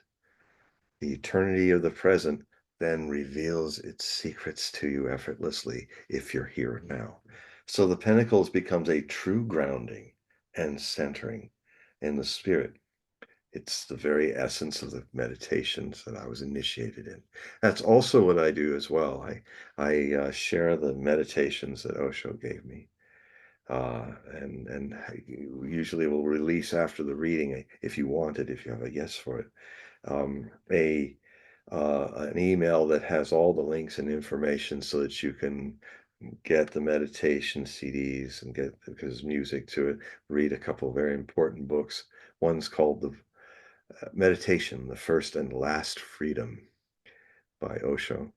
It's instructions on the meditations. The other is the secret, the Book of Secrets is what it's called, and that is the 114 meditations of purported to have been written down by Lord Shiva in ancient Hindu times. And these are literally the basic meditations of the whole family of meditations, the core of every meditation that's out there. And there's 114 of them. And Osho speaks in discourse about them. So you can also get the audio version of that, and hear his silences between his words. And these meditations are things you can do during the day. One of my favorites was for 21 days. You always try each meditation for 21 days, let it go deep. And then after 21 days, you can go to another or stay with that one and add another or something. But to give you an example, you don't change anything that you're doing. You just simply watch yourself waking and sleeping. You watch yourself talking, thinking, feeling, going through your day, active, inactive, but you visualize yourself not having a head. For 21 days, you just go on as before, but you have no head. You picture yourself without one. It's very interesting what happens when you do that. You start living what the Zen masters hinted when they said in their koan, always remember, walk without feet, fly without wings. And then Osho added his, think without mind. You'll get it because if you have no head, our subtle attachment to our head being the center of everything, if you kind of remove it for 3 weeks, you will find your real center is not the head. It's closer to the heart. So that's just one of the 114. So, and it's there's a certain energy I put out that I've come to understand since I came back to private readings in 2018. I didn't read it for private readings for 26 years. It's had to stop at one point. The medium never opens and closes doors. One day the door was closed. And they're saying, well, will you ever go back to it again? I said, personally, I don't think so. But it's not the personal that does these things. So stay in touch, because if it happens again one day, it'll just be back. Did you know how the signs? I don't know anything. That's how it works. I don't try to know anything. No knowing is the state of the mediumship and the readings I do. So, that's so hopefully what'll happen is you'll see the link, and what you'll do is you through that link you write an email, and all you have to do is put Hogue reading, Hogue, Hogue reading, and on the subject line. If you want to write something, that's fine as well, but I will definitely see it in the hundreds of emails I get every day. I will see Hogue reading, and I know I just had 3 people today want to do it, so saw them in all the hundreds of things. Most of it's garbage, junk mail, but I keep everything open as I can, because otherwise I don't want any spam file taking your letters and saying, oh, we don't want to The machine decides that's an interesting letter or not. So this is how I can catch everything by kind of leaving it open. A lot of house cleaning every day, but it's the way it is. So yeah, so those are the two things, and I hope, and it's the same room. You'll see me just like you're seeing me now, and it'll be just one-on-one. And I take my talents of whatever they are, from reading the world to reading your world. And often what happens is people from all over the world come into this portal, and they have kind of the same equally unique issue. They're at a plateau in their spiritual search, and they just need some more tools. And it seems to be what this vibe I have is attracting. So not always, but mostly. So we'll have a great time. Okay, so the audience, please click the link in the description of this video and all the videos I've done with John. And I'll take you to his website so you can sign up for the reading and sign up for the periodicals. For the ones that on Spaces, thank you for participating. Thank you. Yeah, and our next recording, which we'll be doing in about 2 weeks, we're going to take calls from Spaces. So please join us and have your questions. Now, before we close out, you have to say goodbye to everybody, and then I'll close out Spaces and also the Zoom. Goodbye, everybody. Okay, very good. So let me close the recording here.